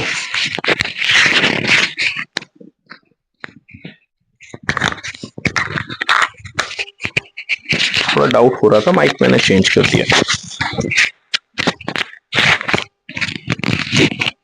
चलिए, टर्शियरी स्ट्रक्चर क्या होते हैं। It is produced due to overall folding of all all polypeptide chain, further folding of secondary structure, it gives rise to major molecules shape fibrous and globular. हाँ, अच्छी बात है भाई, कितनी अच्छी लग रही है। फिर से एक बार पढ़ लो कि टर्शियरी स्ट्रक्चर बनता है जब overall folding of polypeptide chain, further folding of secondary structure, ठीक है, और it gives rise to major molecule shape देते हैं, एक तो फाइब्रस और globular. This structure is stabilize, वो स्ट्रक्चर स्टेबलाइज भी हो जा रहा है हाइड्रोजन बॉन्ड सल्फाइड लिंकेज से। ठीक है, हाइड्रोजन बॉन्ड और सल्फाइड लिंकेज से, वंडरवॉल फोर्स से और इलेक्ट्रोस्टैटिक फोर्स से। ये लाइन काफी इंपॉर्टेंट लगा मुझे कि वो स्ट्रक्चर अपने आप को स्टेबलाइज कर रहा है हाइड्रोजन बॉन्ड्स और disulphide linkage, van der Waals forces and the electrostatic force से। अगर मैं बोलूं क्वार्टरनरी तो काफी ये कॉम्प्लेक्स स्ट्रक्चर हो जाता है बेटा। देखो कितने सिंपल वे में चालू हुआ था कि भाई ये एकदम सिंपल स्ट्रक्चर होता है, धीरे धीरे चीजें कैसी होती जा रही हैं, क्वार्टरनरी तक हमारा थोड़ा टफ होता जा रहा होगा। परेशान तो नहीं हो रहा, एकदम समझ में आ गया होगा कि क्वार्टरनरी स्ट्रक्चर्स ऑफ प्रोटीन क्या होते हैं। ये ऐसे स्ट्रक्चर्स हैं प्रोटीन के जिसमें दो या दो से अधिक बेटा पॉलीपेप्टाइड चेन्स होते हैं ग्रुप में, जिसको हम बोलते हैं सब यूनिट्स। जैसे एग्जाम्पल की बात करें तो हीमोग्लोबिन में 4 सब यूनिट्स होते हैं, 2 अल्फा चेन जिसमें 141 अमीनो एसिड्स होते हैं और 2 बीटा चेन्स होते हैं जिसमें 146 अमीनो एसिड्स होते हैं। जितने पॉलीपेप्टाइड्स सब यूनिट्स होते हैं वो कैरी करते हैं हेमी ग्रुप, जिसमें आयरन प्रोटोफायरिन कॉम्प्लेक्स के protoporphyrin complex at its end पे होता है बेटा। ठीक है, ग्रुप लिखा ना haem group at its end, तो वो हेमी ग्रुप क्या होता है वो चीजें यहां लिखी हैं, लेकिन haem group at its end लिखा हुआ है। फिर से देख लो ना, रीड करोगे तो चीजें क्लियर होंगी, फिर से पढ़ लो, क्या दिक्कत है भाई। जो चीजें नहीं आई चैट सेक्शन में बताना, उसका स्पेशल टॉपिक दे देंगे अपन यहाँ पे, कोई परेशानी की बात नहीं है। पढ़ लो, रीड करो, जो चीजें नहीं आ रही परेशान क्यों होना, फिर से डालो टॉपिक सब चैट सेक्शन में, इस टॉपिक का बनो। हालांकि हम रिवीजन कर रहे हैं ना, ये चीजें है ना, हम रिवाइज कर रहे हैं फॉर एग्जाम प्रिपरेशन, रिवीजन कर रहे हैं फॉर एग्जाम प्रिपरेशन। अगर कोई टॉपिक नहीं आ रहा तो चैट सेक्शन में बताना, चीजों को और जस्टिफाई करेंगे और क्लियरिफाई करेंगे, उस स्पेशल टॉपिक के लिए।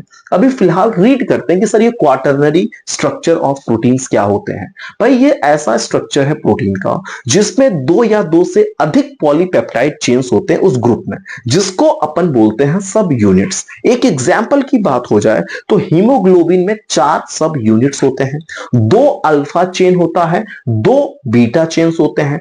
अल्फा चेन्स में 141 अमीनो एसिड्स होते हैं, ईच में, एक में 141 अमीनो एसिड्स होते हैं। 2 बीटा चेन्स लिखा हुआ है जिसमें 146 अमीनो एसिड्स देखने को मिलते हैं ईच में, प्रत्येक में, है ना। तो जितने भी ये पॉलीपेप्टाइड सब यूनिट्स होते हैं ये कैरी करते हैं हीमी ग्रुप एट इट्स एंड। अब ये लिखा हुआ है आयरन प्रोटोफॉस्फेरिन, ठीक है, कॉम्प्लेक्स। अब अगर हम बात करें डीनेचुरेशन ऑफ प्रोटीन्स क्या होता है, तो बहुत ही इजी टॉपिक है सर, ठीक है, बहुत ही इजी टॉपिक है।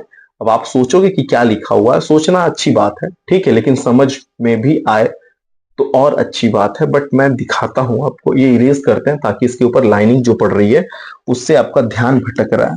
मैं इरेज करके आपको चीजों को बताता हूं, काफी अच्छी चीज है। एग्जाम में तो देखो भाई हर साल पूछा गया ये टॉपिक है, एक बार बस सुनो और फिर रीडिंग करना, देखो समझ में आ जाएगा। प्रोटीन, देखो protein exist in nature with a unique 3D structure, ठीक है, and biological activity called native proteins. सबसे पहले डीनेचुरेशन ऑफ प्रोटीन को समझने से पहले आपको नेटिव प्रोटीन्स क्या होते हैं ये समझना होगा, तो आपको मैं समझा सकता हूं कि डीनेचुरेशन ऑफ प्रोटीन्स क्या होते हैं। तो आपको क्या बोलना है कि जो प्रोटीन होते हैं बेटा exist in nature with a unique 3D structures and biological activity. समझ में आया? फिर से रीड करो ना कि प्रोटीन बेटा नेचर में एग्जिस्ट करते हैं यूनिक 3 डायमेंशनल स्ट्रक्चर, हाँ भाई यूनिक 3 डायमेंशनल स्ट्रक्चर और बायोलॉजिकल एक्टिविटीज जिसका नाम दिया गया है नेटिव प्रोटीन। अब जब वो प्रोटीन बेटा कोई बदलाव होता है टेम्परेचर में, पीएच में, है ना, pH the hydrogen bond, pH में, टेम्परेचर या पीएच में कोई बदलाव होता है तो जो हाइड्रोजन बॉन्ड है बेटा वो ब्रेक हो जाएंगे, जिसके कारण जो उनका हेलिक्स होता है, जो जो हेलिक्स है बेटा, हेलिक्स है वो अनकॉइल्ड हो जाएंगे, कॉइल में रहते हैं, कॉइल रहते हैं, ठीक है, ठीक है, वो क्या हो जाएंगे बेटा, अनकॉइल्ड हो जाएंगे, अनकॉइल्ड हो जाएंगे, ठीक है, अनकॉइल्ड हो गए। जैसे ही वो अनकॉइल्ड होंगे जो प्रोटीन है वो अपनी बायोलॉजिकल एक्टिविटीज को लूज कर देगा। भाई कॉइल्ड से अनकॉइल्ड होने के बाद प्रोटीन अपनी बायोलॉजिकल एक्टिविटीज लूज कर देगा। This is the denaturation of protein, this is the denaturation of protein. Protein अपना जो है बायोलॉजिकल एक्टिविटीज लूज कर दे रहा, भाई कॉइल्ड से अनकॉइल्ड हो जा रहा है, कॉइल्ड से अनकॉइल्ड हो जा रहा है। समझ में आया? बिल्कुल सर समझ में आ गया, ठीक है। अगर एग्जाम्पल की बात करते हैं, वैसे एग्जाम्पल के भी नहीं यहाँ पे, पहले चीजों को समझते हैं फिर एग्जाम्पल को देखते हैं, ठीक है। ड्यूरिंग डीनेचुरेशन की अगर हम बात करें तो जो 2 डिग्री और 3 डिग्री स्ट्रक्चर होता है वो डिस्ट्रॉयड हो जाते हैं, वही तो अनकॉइल्ड से कॉइल्ड हो जाते हैं। लेकिन अब 1 डिग्री स्ट्रक्चर वैसा ही रहता है, भाई देखो 1 डिग्री खुद ही सिंपल है, ठीक है। बाकी 2 डिग्री 3 डिग्री अपने आप को अनकॉइल्ड कर लेते हैं। कुछ एग्जाम्पल की बात करें तो coagulation of egg on boiling, ठीक, बॉइलिंग के दौरान एग का कोआगुलेट होना, मिल्क का कर्ड बनना बेटा, ठीक है, ये भी हो सकता है क्योंकि यहाँ पे लैक्टिक एसिड जो है, फॉर्मेशन ऑफ लैक्टिक एसिड हो रहा है बैक्टीरिया के द्वारा, दैट इज द चीजें हैं ये। तो डीनेचुरेशन कोई बहुत बड़ी चीज नहीं थी, आपको यहाँ से ले सकते हो। ये जब बेटा प्रोटीन में, protein is subjected to any change in temperature, pH, ठीक है, कोई चेंज हो जाए, कोई बदलाव हो जाए टेम्परेचर में, पीएच में, तो जो हाइड्रोजन बॉन्ड है वो ब्रेक हो जाता है, तो जिसके कारण हेलिक्स जो होते हैं वो अनकॉइल्ड हो जाते हैं। जैसे ही अनकॉइल्ड होंगे प्रोटीन अपनी बायोलॉजिकल एक्टिविटी को, प्रोटीन्स अपनी बायोलॉजिकल एक्टिविटीज को लूज कर देता है। देखो लिखा है, सो प्रोटीन अपनी बायोलॉजिकल एक्टिविटीज को लूज कर देते हैं, that is the denaturation of proteins. अब समझ में आ गया भाई। देखो 2 डिग्री 3 डिग्री स्ट्रक्चर्स अपने स्ट्रक्चर्स को डिस्ट्रॉय कर लेते हैं, बट 1 डिग्री क्या ही डिस्ट्रॉय करेगा, खुद सिंपल साधारण आदमी, सिंपल सीधे लोग क्या अपने आप को डिस्ट्रॉय करेंगे, है ना। जो टेढ़े रहते हैं वो डिस्ट्रॉय करते हैं अपने आप को, समझ रहे हो, वो चीज है 2 डिग्री 3 डिग्री जो थोड़ा टेढ़े होते हैं ये, ठीक है। सेकेंडरी टर्शियरी टेढ़ा होता है, 1 डिग्री जो होता है वो सिंपल होता है। तो सिंपल लोग जो होते हैं बेटा वो अपने आप को क्या ही डिस्ट्रॉय करेंगे, that is the 1 degree structure है, ठीक है। अगर मैं बोलूं चीजें नेक्स्ट स्लाइड में क्या रखे हुए हैं सर, आप देखो, हालांकि ये प्रोटीन्स तो खत्म हो गया ना, प्रोटीन खत्म होता है, जैसे कार्बोहाइड्रेट खत्म हुआ था ठीक वैसे ही अपन ने प्रोटीन्स को खत्म किया। अगर अभी भी हम डिस्कस करें इसमें तो बहुत सारी चीजें हैं, अभी डिस्कस करते हैं। एक दो क्वेश्चन देखते हैं जो एग्जाम में आए हुए हैं, काफी अच्छा क्वेश्चन लग रहा है मुझे कि amino acids of high melting point and soluble in water. भाई इसकी मेल्टिंग पॉइंट ज्यादा है फिर भी ये सॉल्युबल है, ठीक है, अच्छी बात है, क्योंकि ज्विटर आयन स्ट्रक्चर के कारण। भाई तुरंत आंसर देखो कितना अच्छा लग रहा है, डायरेक्ट लिखो ना उसमें, डायरेक्ट लिखो कि ड्यू टू ज्विटर स्ट्रक्चर। भाई ज्विटर स्ट्रक्चर क्या होते हैं, डाइपोलर आयन होते हैं जिसमें प्लस माइनस होते थे, सी डबल ओ एच का एच नीचे आता था NH2 के पास, ठीक है, NH3 हो जाता था, that is the reason. Okay, पढ़ लो एक बार कि due to zwitter ion structure amino acids have a strong electrostatic attraction, ठीक है, अच्छा लगा ये चीज है। क्या उधर कुछ छिपा हुआ है क्या? नो नो, उधर कुछ नहीं है, ठीक है। चलो क्वेश्चन नंबर सेकंड की अगर हम बात करें, where does water present in egg go after boiling the egg? Oh my God, ठीक है, where does water present in egg go after boiling the egg? भाई अंडे को उबालने के बाद जो वाटर में, सॉरी जो एग में वाटर, वो कहां जा रहे हैं भाई? क्वेश्चन आपके माइंड में कभी आया? ठीक है, आना चाहिए था, वैसे आया होगा लेकिन आप कैसे बोलेंगे?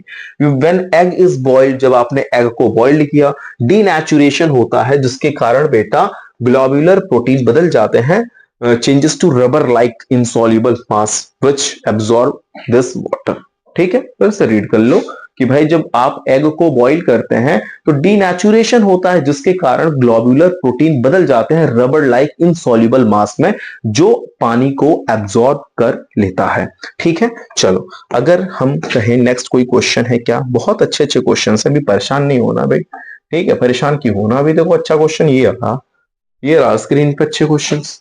भाई explain amphoteric behaviour of amino acids. आपको अमीनो एसिड्स के एम्फोटेरिक बिहेवियर को समझाने हैं। अमीनो एसिड्स के पास ज्विटर आयन स्ट्रक्चर होता है, ये आपको बहुत पहले से पता है, नहीं पता है तो जान जाओ, नहीं पता है तो जान जाओ कि भाई अमीनो एसिड्स के पास ज्विटर आयन स्ट्रक्चर होता है।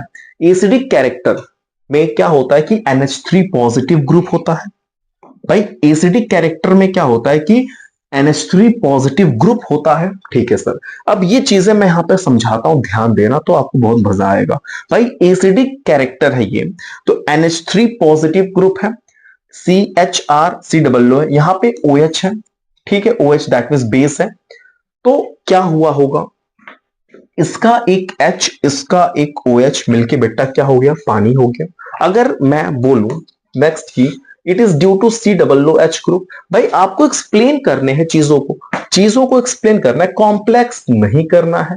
It is due to COO negative group, यहाँ पे NH3 पॉजिटिव है और यहाँ COO नेगेटिव है, यहाँ पे R लगा हुआ है। बेटा यहाँ पे क्या करना है कि H positive, sorry okay sorry sir, हाँ यहाँ का जो H पॉजिटिव है यहाँ पे देखो बेटा COOH बन गया। भाई आपका क्वेश्चन कितना सिंपल था, एक बार फिर से समझो। भाई आपको कुछ करने नहीं थे, आपको सिर्फ ये समझाने थे। मैं यहां तक छोड़ता हूं, सारे क्वेश्चन आंसर एक ही स्लाइड में ले लेता हूं, मैं पहले ले लिया, ठीक है। आपको एम्फोटेरिक बिहेवियर देना है अमीनो एसिड्स में, तो अमीनो एसिड्स के पास zwitter ion structure, this is the zwitter ion, this is the zwitter ion, this one is zwitter ion ना, यही तो ज्विटर आयन है, यही तो ज्विटर आयन है। इसमें एक बार OH नेगेटिव है, दैट वन इज यहाँ पे H2O मॉलिक्यूल्स का फॉर्मेशन हो गया, एंड द H पॉजिटिव है बेटा, दैट वन इज यहाँ पे बेटा NH3 पॉजिटिव, और यहाँ पे COO नेगेटिव, तो COOH बन गया। यही तो यहाँ पे बगल में मैंने किया, यही चीजें हैं, ये आपको एक्सप्लेन करना है। एग्जाम के पॉइंट ऑफ व्यू से काफी ज्यादा इंपॉर्टेंट क्वेश्चन है बेटा, जो हर साल एग्जाम में पूछे गए हैं ये क्वेश्चंस। एक बार रिवाइज करोगे तो समझ में आ ही जाएगा, ठीक है। अगर मैं नेक्स्ट देखूं स्लाइड पे क्या लिखा हुआ है, सेम चीज है, स्क्रीनशॉट ले सकते हैं, बस छोटे पेज में मैंने रखा था ताकि बच्चों को स्लाइड स्क्रीनशॉट लेना हो तो ले सकता है, ठीक है। अगर अब मैं बात करूं स्क्रीन पे तो काफी मजेदार टॉपिक आ गया सर, विटामिन्स, ठीक है। विटामिन्स क्या होते हैं सर? बहुत अच्छा चीज है ना भाई। देखो जैसे हमने कार्बोहाइड्रेट्स को पढ़ा, जैसे अपन ने प्रोटीन्स को पढ़ा, ठीक वैसे अपन विटामिन्स को पढ़ने वाले हैं। सर ये विटामिन्स क्या होते हैं? सबसे पहली चीज तो आपको क्या बोलना है कि सर ये ऑर्गेनिक कंपाउंड होते हैं जिसकी जरूरत हमें माइन्यूट क्वांटिटी में होती है for normal growth and the maintenance of the body. फिर से देखो भाई, विटामिन्स की जरूरत आपको है, ठीक है, नॉर्मल ग्रोथ और मेंटेनेंस ऑफ द बॉडी के लिए आपको आपको आपके बॉडी को चाहिए तो चाहिए, ठीक है, बेसिक चीजें हैं, ठीक है। ये ऑर्गेनिक कंपाउंड जिसकी रिक्वायर्ड होती है बेसिकली हमें, ठीक है, आपको भी रिक्वायर्ड है, हमें भी रिक्वायर्ड है, हमारे बॉडी के जो भी मेंटेनेंस होते हैं, हमारे बॉडी की नॉर्मल ग्रोथ के लिए इसकी जरूरत पड़ती है तो पड़ती है।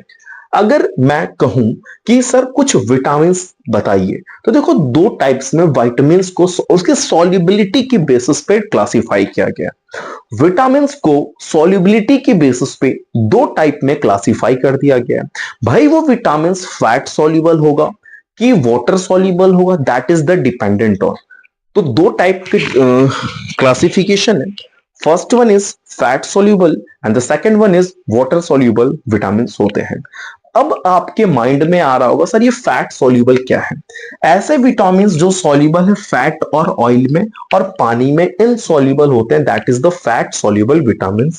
ये स्टोर होते हैं लीवर और एडिपोज टिश्यूज में। काफी हद तक ये एग्जाम में क्वेश्चन पूछे जा चुके हैं कि फैट सॉल्युबल विटामिन्स कहां पर स्टोर्ड होते हैं, तो बेटा आंसर में आपको लिखना था liver and adipose tissue. This one is the right answer, ठीक है। नोट्स है, डिटेल्ड है, जो रीड किया होगा वो आंसर लिख पाएगा, अन्यथा छूट जाएगा एग्जाम में, ये समझ लेना।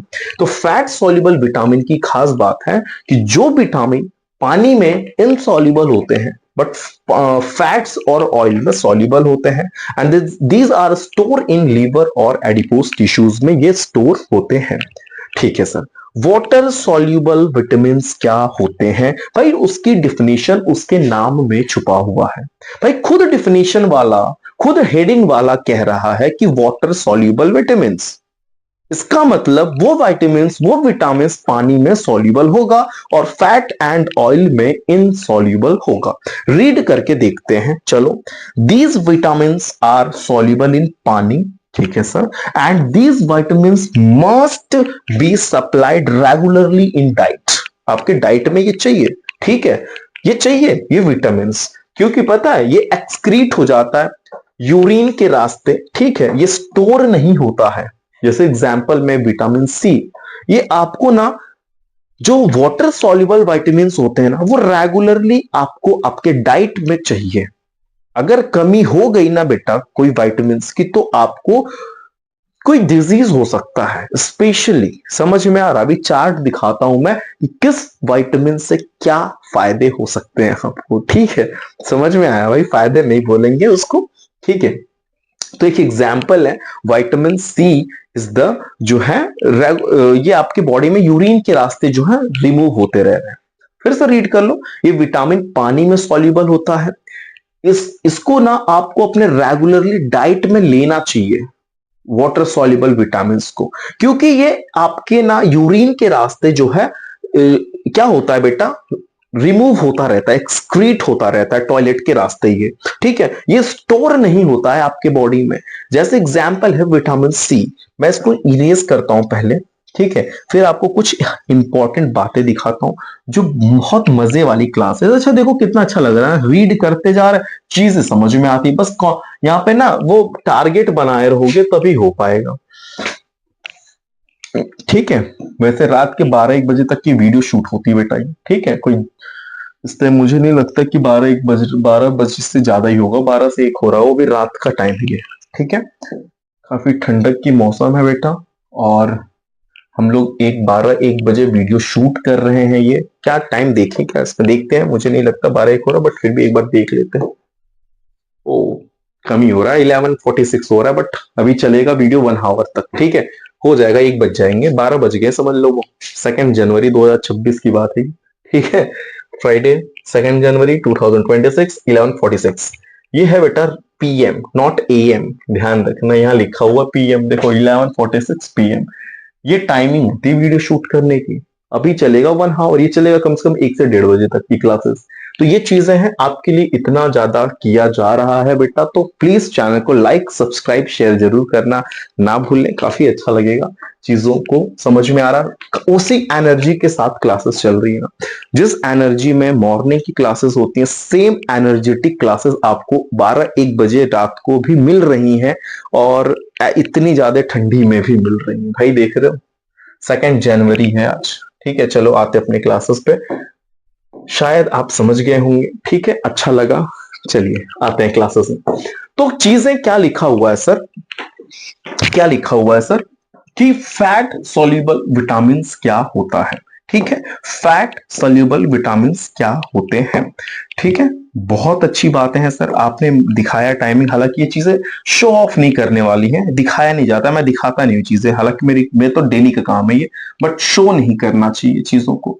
ठीक है, वैल्यू कम हो जाए तो आप सोचोगे भाई क्या दिखा रहे हो, भाई पढ़ा रहे हो पढ़ा रहे हो, तुम्हारी मर्जी, ना मन कर मत पढ़ो, हम कह रहे क्या पढ़ाने को। ठीक है, कह सकते हो भाई, कह सकते हो वहां से बैठे बैठे, कोई बात नहीं, गलती हो गई, दिखा दी। चलो, फैट सॉल्युबल विटामिन क्या होते हैं भाई, ठीक है, नाराज नहीं होना। चलो, फैट सॉल्युबल विटामिन कई सारे हैं यहाँ पे, जिसको अपन शॉर्टकट में बोलेंगे। शॉर्टकट समझते हो, वैसे शॉर्टकट नहीं लेना चाहिए लाइफ में। ठीक है, तो शॉर्टकट ले लिया तो कोई बात ही नहीं है, अगर नहीं लिया तो ले लो KEDA, कीड़ा के नाम से। ठीक है, दैट मीन्स विटामिन KEDA, ये जो है विटामिन, ये फैट सॉल्युबल होते हैं, कीड़ा के नाम से याद कर लो। ठीक है, कीड़ा बन जाओ। चलो, हो गए KEDA। अब सर बताइए कौन कौन से विटामिन हैं फैट सॉल्युबल। जैसे विटामिन ए, जिसको अपन रेटिनॉल बोल रहे हैं यहाँ पे। अच्छा, इनकी कमी हो जाए तो आपको नाइट ब्लाइंडनेस होती है बेटा, जो बेसिकली आपको पता होना चाहिए। ठीक है, बहुत सारे मैंने यहाँ पे सोर्सेस लिखा, रीड करोगे चीजें समझते जाओगे, ऐसा कोई इसमें फॉर्मूला नहीं है कि मैं आपको बोल दूं और आपको आ जाए, बट ये चीजें मैं समझा सकता हूं, आपके माइंड में भर सकता हूं, that is the quality for me. ठीक है, ये कर सकता हूं मैं आपके लिए, लेकिन चीजों को आपको मेरे साथ साथ रिपीट करना होगा, बोलना होगा, समझना होगा। ठीक है, तो चलो, विटामिन ए की अगर हम बात करते हैं, तो अगर इसकी कमी आपके बॉडी में होता है तो नाइट ब्लाइंडनेस हो जाएगा। ठीक है, कुछ चीजें खाते रहिए, मस्त रहिए, जिससे आपको हो सकता है ये चीजें ना मिले। Carrot milk, fish liver oil, butter, ये सब चीजें यूज करिए, बट बहुत ज्यादा हाई मात्रा में मत कर लेना। ठीक है, मात्रा आपका होना भाई, कोई भी चीज हद से जब ज्यादा हो जाती है तो वो चीजें नुकसान करती हैं। ये चीजें वही ये चैप्टर समझाना चाह रहा है, तो एक लिमिट में रह के करना तो अच्छी चीजें हैं ये। ठीक है, चलो। अच्छा, विटामिन डी, छोटे बच्चों देखो, रिकेट्स और लिखा ऑस्टियोमिलेशिया, ये होता है डिजीज। अगर डी की कमी हो रही तो आप कुछ भी ले सकते हो, फिश ले लो, सनलाइट ले लो भाई, एग यॉल्क ले लो, चीजें हैं। ठीक है, 12-1 बजे बैठ के दोपहर में तुम जो है डिहाइड्रेट हो जाओगे, पहुंच मत जाना भाई, मॉर्निंग के थोड़ा 10-5 मिनट आधे घंटे ले लिया, वो अलग चीज होती है। ये नहीं कि सर ने बोला है कि दोपहर में बैठना है, धूप लेना है, वो चीजें नहीं हो रही है। ठीक है, ई की कमी हो जाए तो आपकी आरबीसी इंक्रीज कर जाएगी, मसल्स वीक हो जाएंगे, जिसमें आपको वेजिटेबल ऑयल्स एक सोर्स है लेना पड़ेगा। ठीक है, विटामिन के की बात करें हम, ठीक है, तो इसमें बेटा ब्लड क्लॉटिंग टाइम इंक्रीज कर जाता है, जो खून का थक्का जो बनता है ना, वो लेट बनता है। समझ पा रहे हो, अगर कहीं पे खून कट गया तो ब्लड फ्लो होगा, अगर विटामिन के की कमी है तो। ठीक, ये चीजें आप ग्रीन वेजिटेबल्स यूज कर सकते हैं इन चीजों की कमी अगर आपके अंदर है तो। वैसे मुझे नहीं लगता कि आपके एज में अभी आप लोगों को कोई चीज की कमी होगी, बट हमारा ये काम है और आपका ये काम है, करना पड़ेगा। ठीक है, समझ में आया। तो अब ये चीजें थी कि भाई कौन सी विटामिन होती है fat soluble, that is the KEDA is the vitamin which are fat soluble, and the vitamin KEDA की कमी से कौन सा डिजीज होगा ये भी मैंने आपको बताया, और कौन से सोर्सेस का आप यूज करते हैं जिससे कि आपको बेटा इस चीजों का सामना ना करना पड़े। ठीक है, सामना करना पड़े तो भाई करेंगे, ऐसी बात नहीं है। ठीक है, लेकिन हमें हमारा काम है ये चीजों को जानना। सर, वाटर सॉल्युबल विटामिन्स के बारे में आप बता रहे हैं। अच्छा, ये बताइए, जब मैंने बोल दिया कि KEDA फैट सोल्यूबल है, तो बेटा बचा कौन, A एंड द B बचा।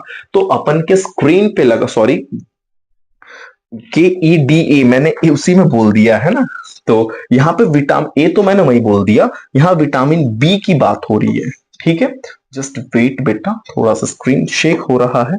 तो विटामिन बी की बात हो रही है। अच्छा, बी में बी1, बी2, बी6, बी12। अच्छा, बी1 की कमी बेटा होगी तो बेरी बेरी होगा, जिसका सोर्स आपका होता है मिल्क और ग्रीन वेजिटेबल। बी2 एक बार मेरे साथ रीड करो बेटा, ठीक है, digestive disorder, milk, egg. Vitamin बी6 मिलाग्रा हो गया बेटा, उसके बाद मिल्क, यग और रेन वाटर, ये सब चीजें सोर्सेज हैं बेटा। ठीक है, अगर हम बात करें, देखो बेसिकली चीजें रीड करने से यार, ऐसा कोई चीज इसमें नहीं है कि जो आपको प्रॉब्लम दे सकती है, मेरे जानते हुए तो बताना। ठीक है, बी12 है बेटा, एनीमिया लिखा हुआ, फिट मीट, फिश और एग लिखा हुआ, उसके सोर्सेस ये कमी है। एच का हो जाए बेटा तो लॉस ऑफ एयर होता है, जिसमें मिल्क की जरूरत हो सकती है आपको, विटामिन सी, ये इंपॉर्टेंट है बेटा। ठीक है, इस पर मैं स्टार बना देता हूं, मुझे स्टार वैसे बनाने तो नहीं आता है, ठीक है, लेकिन फिर भी ट्राई करने में क्या हर्ज है, लेकिन नहीं करूंगा मैं। ठीक है, जाने दो, मैं ऐसे ही कर देता हूं। तो ये विटामिन सी है बेटा, एस्कॉर्बिक एसिड, इसकी अगर डिफिशियंसी हो जाए तो बेटा स्कर्वी, दैट मींस ब्लीडिंग होता है गम्स में, ठीक है, मसूड़ों में। उसके इसके लिए आपको खट्टे फल लेने चाहिए, हरी सब्जियां ले सकते हैं, ये सब चीजें सोर्स हैं जिससे आप जो है अपने कमी को दूर कर सकते हैं, अगर कमी हुई है तो। ठीक है, ये रही बात आपके विटामिन के बारे में। जैसे हमने पढ़ा बेटा प्रोटीन, जैसे हमने पढ़ा था कार्बोहाइड्रेट, वैसे हमने पढ़ लिया विटामिन की चीजों को। ये डिटेल्ड क्लास थी विटामिन की, इतने में से ही क्वेश्चन बनना होगा तो बनेगा, इसके अलावा इससे बाहर कोई क्वेश्चन विटामिन से रिलेटेड नहीं आने वाला है। अब अपन डिस्कस करेंगे बेटा हार्मोन्स के बारे में। वन डे वन चैप्टर का टारगेट होता है, तो क्यों देरी करना भाई, 12-1 तो अपनी रात होती है, रात तो अपनी है, यूज करो ना उसको। ठीक है, चलो। अच्छा, हार्मोन्स के बारे में देखते हैं, मुझे लग रहा है इस स्लाइड पे ऑलरेडी कुछ है हार्मोन्स से रिलेटेड, है तो लग रहा है भाई, ओ हमने सोचा ना है। ठीक है, इसको हम इरेज करते हैं पहले, थोड़ा सा आप रीड करो, मैं थोड़ा एक बार पानी पी लेता हूं थोड़ा सा। ठीक है, इसको रीड करो, क्या लिखा हुआ मुझे बताना भी। ठीक है, रीड करके बताओ।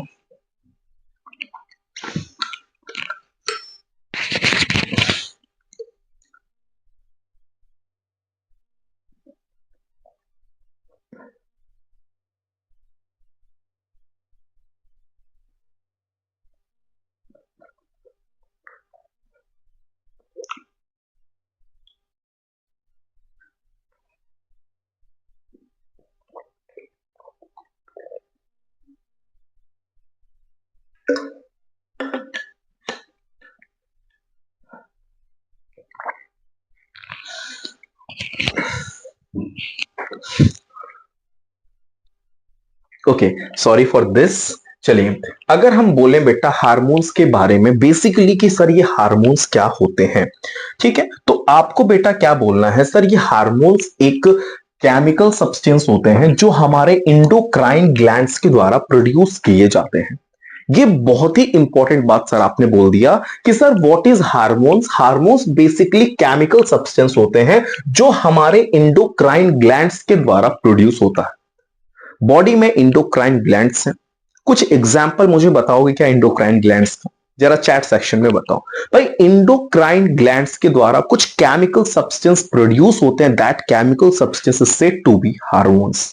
ठीक है, जैसे सबसे पहली बात होता है एक स्टेरॉइड हार्मोन। ठीक है, अगर मैं कहूं कि सर ये स्टेरॉइड हार्मोन्स क्या होते हैं, तो आपको एक छोटी सी बात बोलनी है कि सर जिस हार्मोन के अंदर स्टेरॉइड रिंग सिस्टम होता है, जिसका मतलब, अब आप सोचो कि स्टेरॉइड रिंग सिस्टम का मतलब क्या है, तो भाई देखो 3 साइक्लोहेक्सेन की रिंग होगी और 1 साइक्लोपेंटेन का रिंग होता है, तो इसको अपन बोलेंगे steroid ring, sorry steroid hormones. जैसे एक एग्जांपल की अगर हम बात करें तो सेक्स हार्मोन होता है, जैसे सेक्स हार्मोन में टेस्टोस्टेरोन आता है, ये टेस्टिस के द्वारा सेक्रेट किया जाता है। अच्छा, इसका फंक्शन क्या है, इसका काम क्या है कि भाई development and the normal function of male sex hormone.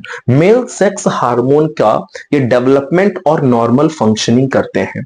अगर एस्ट्रोजन की बात करें, एक होता है प्रोजेस्टेरोन, तो बेटा ये सिक्रीट होता है ओवरी के द्वारा, और ये सिक्रीट होता है कॉर्पस ल्यूटम के। ठीक है, ये डेवलपमेंट करता है normal and functioning of female sex organ, और ये डेवलपमेंट एंड मेंटेन करता है प्रेगनेंसी। समझ में आया?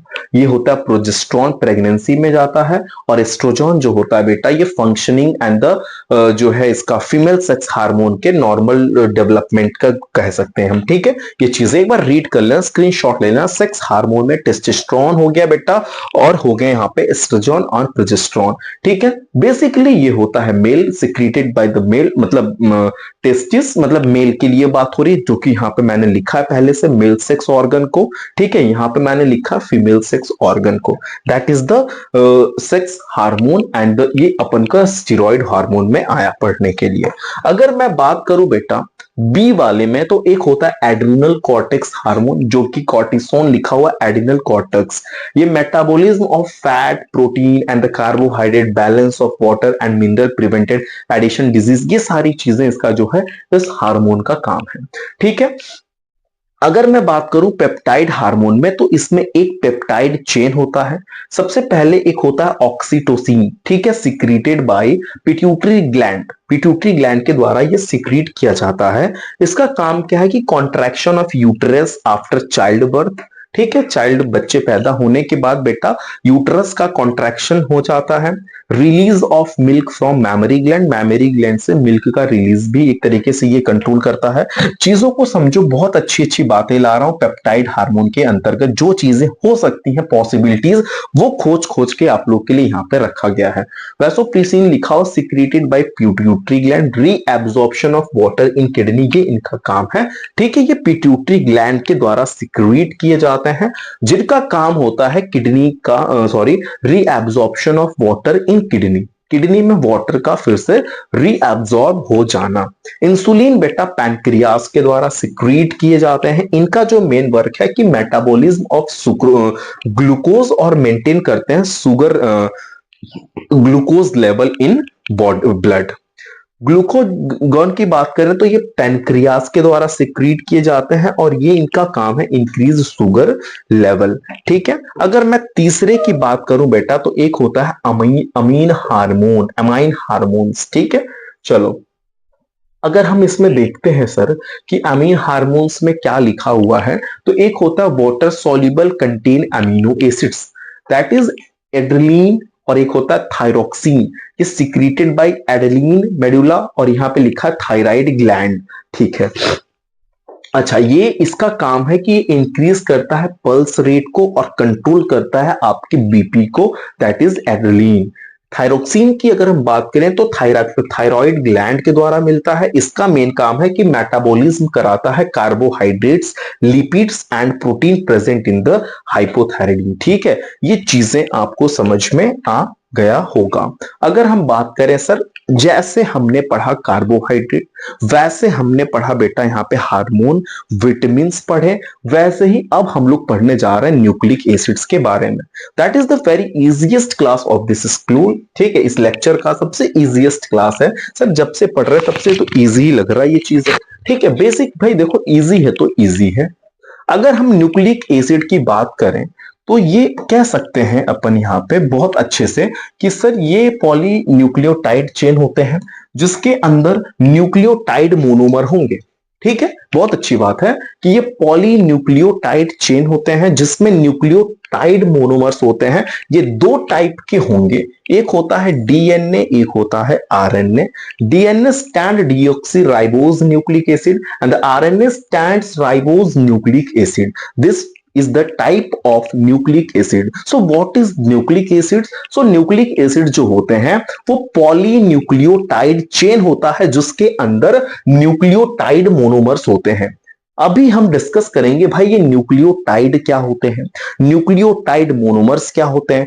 बेसिकली आपको इतना तो पता होना चाहिए कि सर ये न्यूक्लियोटाइड चेन होते हैं जिसमें न्यूक्लियोटाइड मोनोमर होंगे, that is the nucleic acid. भाई देखो ये दो टाइप के होते हैं, आरएनए होता है, डीएनए होता है। So DNA is deoxy ribose nucleic acid and the RNA is the ribose nucleic acid. अगर मैं कहूं केमिकल कंपोजिशन के बारे में। बेसिकली अगर मैं कहूं केमिकल कंपोजिशन के बारे में, तो आपको क्या बोलना है सर कि केमिकल कंपोजिशन में, ठीक है, एक सेकेंड इसको मैं इरेज करता हूं, ठीक है। हालांकि केमिकल कंपोजिशन के अंतर्गत क्या पढ़ना ये आपको पता चल गया होगा कि कैसे ये लोग बनते हैं, ठीक है, इनके मतलब स्ट्रक्चर्स के बारे में हम पढ़ेंगे अभी। चलो, केमिकल कंपोजिशन की अगर मैं बात करूं, न्यूक्लिक एसिड के, ध्यान रखना किसका केमिकल कंपोजिशन पढ़ा रहा, भाई मैं पढ़ा क्या रहा हूं, उस चीजों का रिलेशन रखा करो जो मैं पढ़ा रहा हूं, किसके लिए पढ़ा रहा हूं, दैट इज द रिलेशन रखा करो, ठीक है। मैं पढ़ा रहा हूं न्यूक्लिक एसिड के केमिकल कंपोजिशन के बारे में।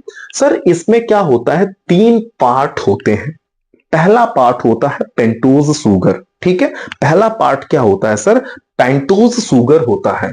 अच्छा, इसमें क्या होता है कि जो पेंटोज सुगर होते हैं उसमें मतलब beta D oxy ribose in DNA, ये बहुत इंपॉर्टेंट लाइन में अंडरलाइन कर देता हूं पहले आपकी स्क्रीन पे, ठीक है, एक बहुत ही इंपॉर्टेंट लाइन अंडरलाइन करता हूं कि beta D oxy sorry beta D oxy ribose in DNA, ठीक है, डीएनए में बीटा डी ऑक्सी राइबोज होता है और बीटा राइबोज इन आरएनए, ठीक है। अभी आपको दिख रहा होगा स्क्रीन पे, डिफरेंस नहीं समझ आ रहा होगा, कोई बात नहीं, चलो मैं दिखाता हूं आपको डिफरेंस क्या होगा, ठीक है। आप बताओ क्या डिफरेंस है, स्क्रीन पे चेक करके बताओ क्या डिफरेंस है, ठीक है। मिला किसी को डिफरेंस, मिला, नहीं मिला, चलो देखो, फर्स्ट वाले कार्बन का बेटा OH ऊपर है H नीचे है, OH ऊपर है H नीचे, ठीक है सर। सेकंड वाले में H ऊपर है OH नीचे है, दैट इज द, यहाँ पे भी H है, यहाँ पे भी H है, HOH HOH, ठीक है, HCH2OH HCH2OH। सेकंड वाले पे बेटा दोनों OH सॉरी दोनों HH है, that is the beta deoxyribose and that is the beta ribose. ये डिफरेंस होता है जो आप एक बार ट्राई करो बना के, जिससे आप समझ पाओगे कि क्या है। मैं समझाना क्या चाह रहा था, समझना कि केमिकल कंपोजिशन की अगर मैं बात करूं, ये चीजें समझ लो, ये रिंग के बारे में, क्योंकि अभी मैं इसका यूज करूंगा बेटा। मैं क्या बोल रहा हूं कि बीटा, देखो केमिकल कंपोजिशन की अगर हम बात करें न्यूक्लिक एसिड में, तो सबसे पहला बात आता है पेंटोज सुगर का। अच्छा, पेंटोज सुगर में आपको पता क्या होना चाहिए कि जो बीटा डीऑक्सी राइबोज होता है वो डीएनए में आपको मिलेगा बेटा, डीएनए में क्या मिलेगा, बीटा डीऑक्सी राइबोज, यानी कि आपको बीटा डीऑक्सी राइबोज समझ में आना चाहिए कि सेकंड वाले कार्बन पे एच होता है, समझ में आया। अगर मैं बात करूं कि आरएनए में तो बीटा राइबोज होता है आरएनए में, सो ये बीटा राइबोज है और आरएनए में बेटा सेकंड वाले पे H और OH नीचे है, ये चीजें हैं, ठीक है। ये रीजन आपको समझ में आना चाहिए। अगर देखो पहला क्या था, पेंटोज सुगर, सेकंड टॉपिक क्या है बेटा, नाइट्रोजिनस बेस है, ठीक है, नाइट्रोजिनस बेस। 3 कंपोजिशन, भाई केमिकल कंपोजिशन के अंतर्गत 3 टॉपिक आ रहे थे। सबसे पहला क्या आया था, पेंटोज सुगर आया था। सेकंड नंबर पे अपन का आता है नाइट्रोजिनस बेस। अब ये नाइट्रोजिनस बेस के बारे में हम डिस्कस करते हैं कि सर ये नाइट्रोजिनस बेस क्या है, ठीक है, जिससे हमें और भी चीजें जस्टिफाई होंगी, मजा आएंगी क्लासेस में, ठीक है। इजीएस्ट टॉपिक है, समझ में आ ही रहा है, ठीक है, आ जाओ। चलो, नाइट्रोजिनस बेस की अगर हम बात करें तो यहां पे एक nitrogen, there is a present nitrogen containing base, एक नाइट्रोजन कंटेनिंग बेस होगा, वो भी पहले कार्बन पे, पेंटोज सुगर के पहले कार्बन पे एक नाइट्रोजन कंटेनिंग बेस होगा। वो 2 टाइप्स के हो सकते हैं। भाई देखो नाइट्रोजिनस बेस क्या होता है कि पेंटोज सुगर के पहले कार्बन पे नाइट्रोजन कंटेनिंग एक बेस प्रेजेंट होगा। वो जो बेस होगा वो 2 टाइप्स का हो सकता है, एक होता है प्यूरीन और एक होता है पाइरिडीन, ठीक है, पाइरिमिडीन, ठीक है। अब प्यूरीन में क्या है कि ये डबल रिंग्ड होगा, 9 मेंबर के होंगे, जो कि आपको एडेनिन और ग्वानिन में देखने को मिलेगा, ठीक है। और पाइरिमिडीन में की अगर हम बात करें तो सिंगल रिंग होगा, 6th मेंबर की होगी। ये बेटा डबल रिंग था, ये सिंगल होता है, ये 9 मेंबर का होता है प्यूरिन, और बेटा ये 6 मेंबर्ड के होते हैं, जिसका एग्जांपल होता है cytosine, thymine and uracil. This one is the example of this, अच्छा, डीएनए आरएनए की बात कर लेते हैं। डीएनए में देखो बेटा एडेनिन, ग्वानिन, साइटोसिन, थाइमिन, ठीक है। चलो ए इज इक्वल टू टी है यहाँ पे। आरएनए में एडेनिन, ग्वानिन, साइटोसिन, यूरेसिल, यहाँ पे सी इज इक्वल टू क्या है बेटा, जी है। पेंटोज शुगर में सर आपने एक अच्छी बात बताया, ठीक है, कि सर पेंटोज शुगर तो समझे, नाइट्रोजिनस बेस समझे। अच्छा, अगर ये दोनों आपस में मिलते हैं, हालांकि मैंने तीन लोगों का चर्चा किया था, एक होता है पेंटोज शुगर, एक होता है नाइट्रोजिनस बेस, तीसरा कहानी में ट्विस्ट लाएगा अभी। लेकिन पहले ये जो दो मैंने पढ़ाया है, इन दोनों को अगर मैं मिला दूं, इन दोनों को अगर मैं मिला दूं कि पेंटोज शुगर और नाइट्रोजनस बेस को अगर मैं मिला देता हूं, इन दोनों को अगर मैं मिक्स कर दूं बेटा, तो बेसिकली बनेगा ये न्यूक्लियोसाइड। क्या बनेगा, न्यूक्लियोसाइड। अगर आपसे एग्जाम में पूछ दे कि सर ये न्यूक्लियोसाइड क्या है, आप ये लाइन सिर्फ लिख दोगे, एग्जामिनर खुश हो जाएगा, उसको समझ में आ जाएगा कि you are the king, you are the king, आप बेटा किंग हो, समझ गए। ये चीजें क्रीम वर्ड है ना बेटा, क्रीम वर्ड है, क्रीम खाए हो ना, वही है ये। कि न्यूक्लियोसाइड में क्या होता है sir, pentose sugar plus nitrogenous base, ये चीजें हैं। सर आपने दोनों का डिस्कशन बहुत अच्छे से किया कि पेंटोज शुगर क्या थे, नाइट्रोजिनस बेस क्या थे। हालांकि अभी भी स्क्रीन पे लगा हुआ है नाइट्रोजिनस बेस, मतलब कि एक नाइट्रोजन कंटेनिंग बेस होता है जो पहले वाले कार्बन पे प्रेजेंट होता है पेंटोज शुगर के, that is the nitrogenous base, that is the nitrogenous base. And two types के वो देखने को मिल सकते हैं बेटा, एक डबल रिंग होता है 9 मेंबर का, एक होता है सिंगल रिंग और 6 मेंबर्ड का रहता है। चीजें डीएनए आरएनए में कौन सा क्या था मैंने बताया, न्यूक्लियोसाइड में मैंने चीजों को समझाया कि पेंटोज शुगर और न्यूक्लियो, पेंटोज शुगर और न्यूक्लियो सॉरी नाइट्रोजिनस बेस करके हम बोल सकते हैं ये न्यूक्लियोसाइड। अगर मैं कहूं फॉस्फेट ग्रुप, यही कहानी में ट्विस्ट ला दिया ना, ट्विस्ट लाया भाई। तुमने बोला था केमिकल कंपोजिशन, आओ इधर आओ, ये देखो मैं तुमको स्क्रीन के पीछे लेके चलता हूं थोड़ा सा। ये देखो क्या लिखा था भाई, भूल जाते हो ना थोड़ा थोड़ा पहले, क्या लिखा है बताओ। केमिकल कंपोजिशन, पहला पेंटोस पढ़ा है, नाइट्रोजनस पढ़ा है, वही तीसरे के पास लेके गया हूं मैं, फॉस्फेट ग्रुप के पास, ठीक है। यहां पे आ गए हम फॉस्फेट के पास। क्या है सर कि यहां पे एक फॉस्फेट ग्रुप प्रेजेंट होगा 5वें कार्बन पे, पेंटोस शुगर के 5वें कार्बन पे एक फॉस्फेट ग्रुप, पेंटोज के पहले वाले कार्बन पे एक जो है नाइट्रोजन कंटेनिंग बेस होगा। वो दो टाइप्स के होते थे, वो नाइट्रोजन वाले में मैंने बता दिया। अच्छा, सिर्फ वही दोनों मिले रहेंगे ना, पेंटोज और nitrogenous base, that is the nucleoside हो गया वो। लेकिन अब क्या आया कि उस पेंटोज शुगर में, सॉरी पेंटोज शुगर में एक नाइट्रोजन कंटेनिंग बेस के साथ साथ एक फॉस्फेट ग्रुप ऐड हो रहा है। यानी कि सर आप क्या बोल रहे हो, अच्छा वो ऐड कहां हो रहा है, ये भी चीज मैं बता रहा हूं आपको कि भाई एक नाइट्रोजन कंटेनिंग, सॉरी हाँ ठीक है, नाइट्रोजन कंटेनिंग बेस है, ठीक है वो बात। अब थोड़ा आगे भी चलो कहानी लेके, कि there is present phosphate group 5वें कार्बन पे, वो भी पेंटोज के 5वें कार्बन पे एक क्या होने वाला है बेटा, पेंटोज शुगर के 5वें वाले कार्बन पे एक फॉस्फेट ग्रुप पाया जाएगा। यानी कि मैं कह दूं कि जो न्यूक्लियोसाइड था उसमें फॉस्फेट ग्रुप अगर मिला दिया जाए, that is said to be कि वो न्यूक्लियोटाइड है। वो क्या है बेटा, न्यूक्लियोटाइड है। अच्छा, न्यूक्लियोसाइड में दो खुद ही पहले से थे, nitrogenous base and pentose sugar पहले से ही है बेटा, है ना, पेंटोज प्लस नाइट्रोजनस और अब प्लस करके फॉस्फेट आ गया, that is said to be कि न्यूक्लियोसाइड, सॉरी न्यूक्लियोटाइड, ये दोनों साइड थे, ये दोनों टाइड हो गए। अच्छा, कुछ स्ट्रक्चर्स की अगर हम बात करें, मैं आपको स्क्रीन पे दिखा देता हूं, परेशान बिल्कुल नहीं होना, स्क्रीन पे ऑलरेडी बना हुआ मिलेगा आपको, ऑलरेडी बना हुआ है, परेशान क्यों होना है सर, जब हम हैं तो क्या गम है, वही वाली बात है, ठीक है। इरेज करते हैं इसको और देखते हैं कि कहां साइड है, कहां टाइड है, कहां क्या है। चलो, ये लिखा है हमने न्यूक्लियोटाइड। अच्छा, न्यूक्लियोटाइड की एक खास बात थी ना, याद आ रहा तुम्हें, एक खास बात आ रहा है कि भाई न्यूक्लियोसाइड में हमने बोला था कि एक पेंटोज शुगर के साथ नाइट्रोजनस बेस होगा। चलो, ये रहा न्यूक्लियोसाइड, ये हम लोग के स्क्रीन पे लग गया पेंटोज शुगर, ठीक है।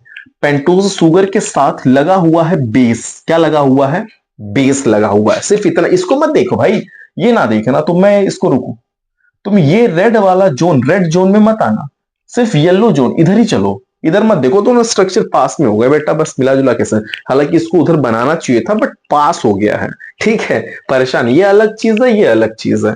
मैं न्यूक्लियोसाइड बता दूं आपको, ये पेंटोज सुगर है। पहले वाले कार्बन पे देखो, यहाँ पे एक बेस पड़ा हुआ, नाइट्रोजन कंटेनिंग बेस है, दैट इज द न्यूक्लियोसाइड। ठीक है, छोड़ दो। न्यूक्लियोटाइड क्या होता है कि यहाँ पे एक बेस के साथ साथ पांच, पहला, दूसरा, तीसरा, चौथा और ये पांचवा है, पांचवा यहाँ है। तो इसी पे बेटा एक पी, ये देखो फॉस्फेट ग्रुप प्रेजेंट है, दैट मतलब this plus this is said to be nucleotide. अब समझे क्या बताना चाह रहा था भाई। न्यूक्लियोटाइड में एक बेस हो, मतलब एक पेंटोज सुगर होगा, नाइट्रोजन कंटेनिंग बेस होगा, उसी के साथ साथ बेटा फॉस्फेट ग्रुप होगा। बेसिक चीजें हैं ये, बेसिक चीजें हैं। हम जैसा पढ़ रहे हैं वैसा लिखा हुआ है, जैसा दिख रहा है वैसा आप समझ में आएगा। तो चीजों को सुनोगे और ध्यान से देखोगे तो क्यों नहीं आएगा भाई। पूरे चैप्टर को कवर अप किया गया है ना, ठीक है।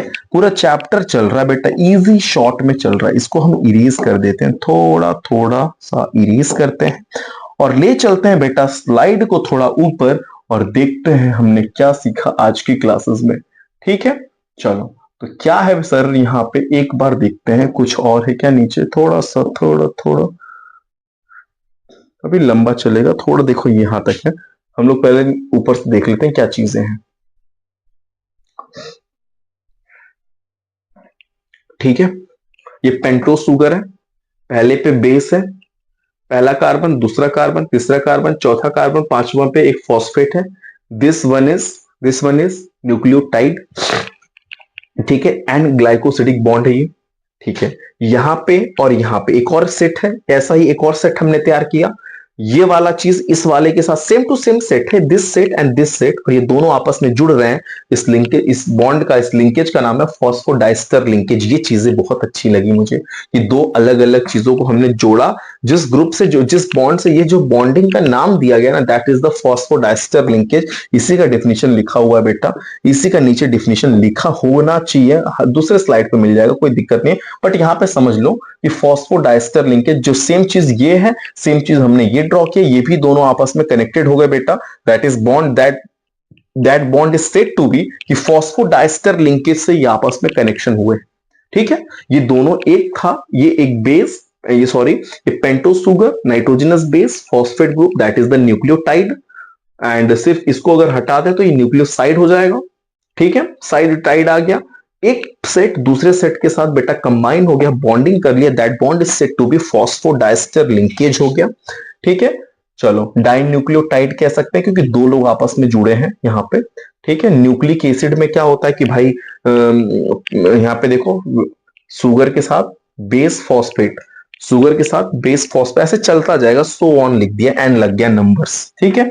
चलो, तो यहां पे क्या लगा है कि डीएनए, जिसको अपन बोल रहे हैं डीऑक्सीराइबोज न्यूक्लिक एसिड, ये एक जेनेटिक मटेरियल होता है बेटा यूकैरियोट्स का। इसमें वॉटसन एंड क्रिक मॉडल ने सजेस्ट किया था double standard helical structure for DNA के लिए। फिर से समझ लो, अच्छी लाइन है भाई, ये जेनेटिक मटेरियल है यूकैरियोट्स का। वॉटसन और क्रिक मॉडल ने सजेस्ट किया डबल स्टैंडर्ड हेलिकल, यहाँ पर स्ट्रक्चर आपको दिख रहा होगा, ये रहा, ठीक है।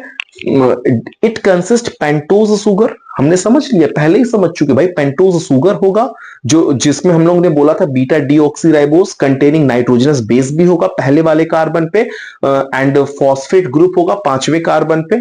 ऑलरेडी पता हमें सब चीजें, ठीक है, पीछे देख के भी अभी जस्ट आए।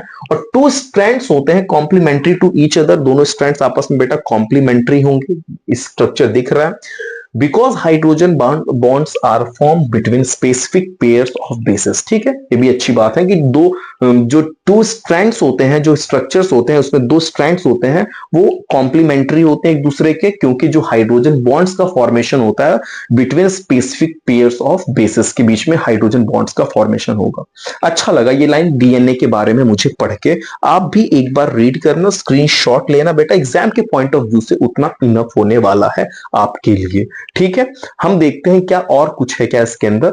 नहीं बेटा, थोड़ा स्क्रीन पे ये जो पेज नंबर नेक्स्ट था ना, थोड़ा सा छोटा है, हम इसको थोड़ा सा साइज इसका इंक्रीज करेंगे जिससे हमें और आसानी हो पढ़ने में, क्योंकि हमने पढ़ा डीएनए, वैसे ही हम पढ़ेंगे बेटा आरएनए के बारे में, क्योंकि एग्जाम में डीएनए और आरएनए को लेके एग्जामिनर काफी सीरियस रहते हैं, है ना। एग्जामिनर्स काफी सीरियस रहते हैं डीएनए आरएनए को लेकर, और रहना भी चाहिए, लाइफ में डीएनए आरएनए के अलावा क्या ही है, ठीक है। चलो, तो डीएनए सॉरी आरएनए बेटा राइबोज न्यूक्लिक एसिड होता है, ठीक है, राइबोज न्यूक्लिक एसिड है बेटा, ये जेनेटिक मटेरियल होता है प्रोकैरियोट्स का, ठीक है।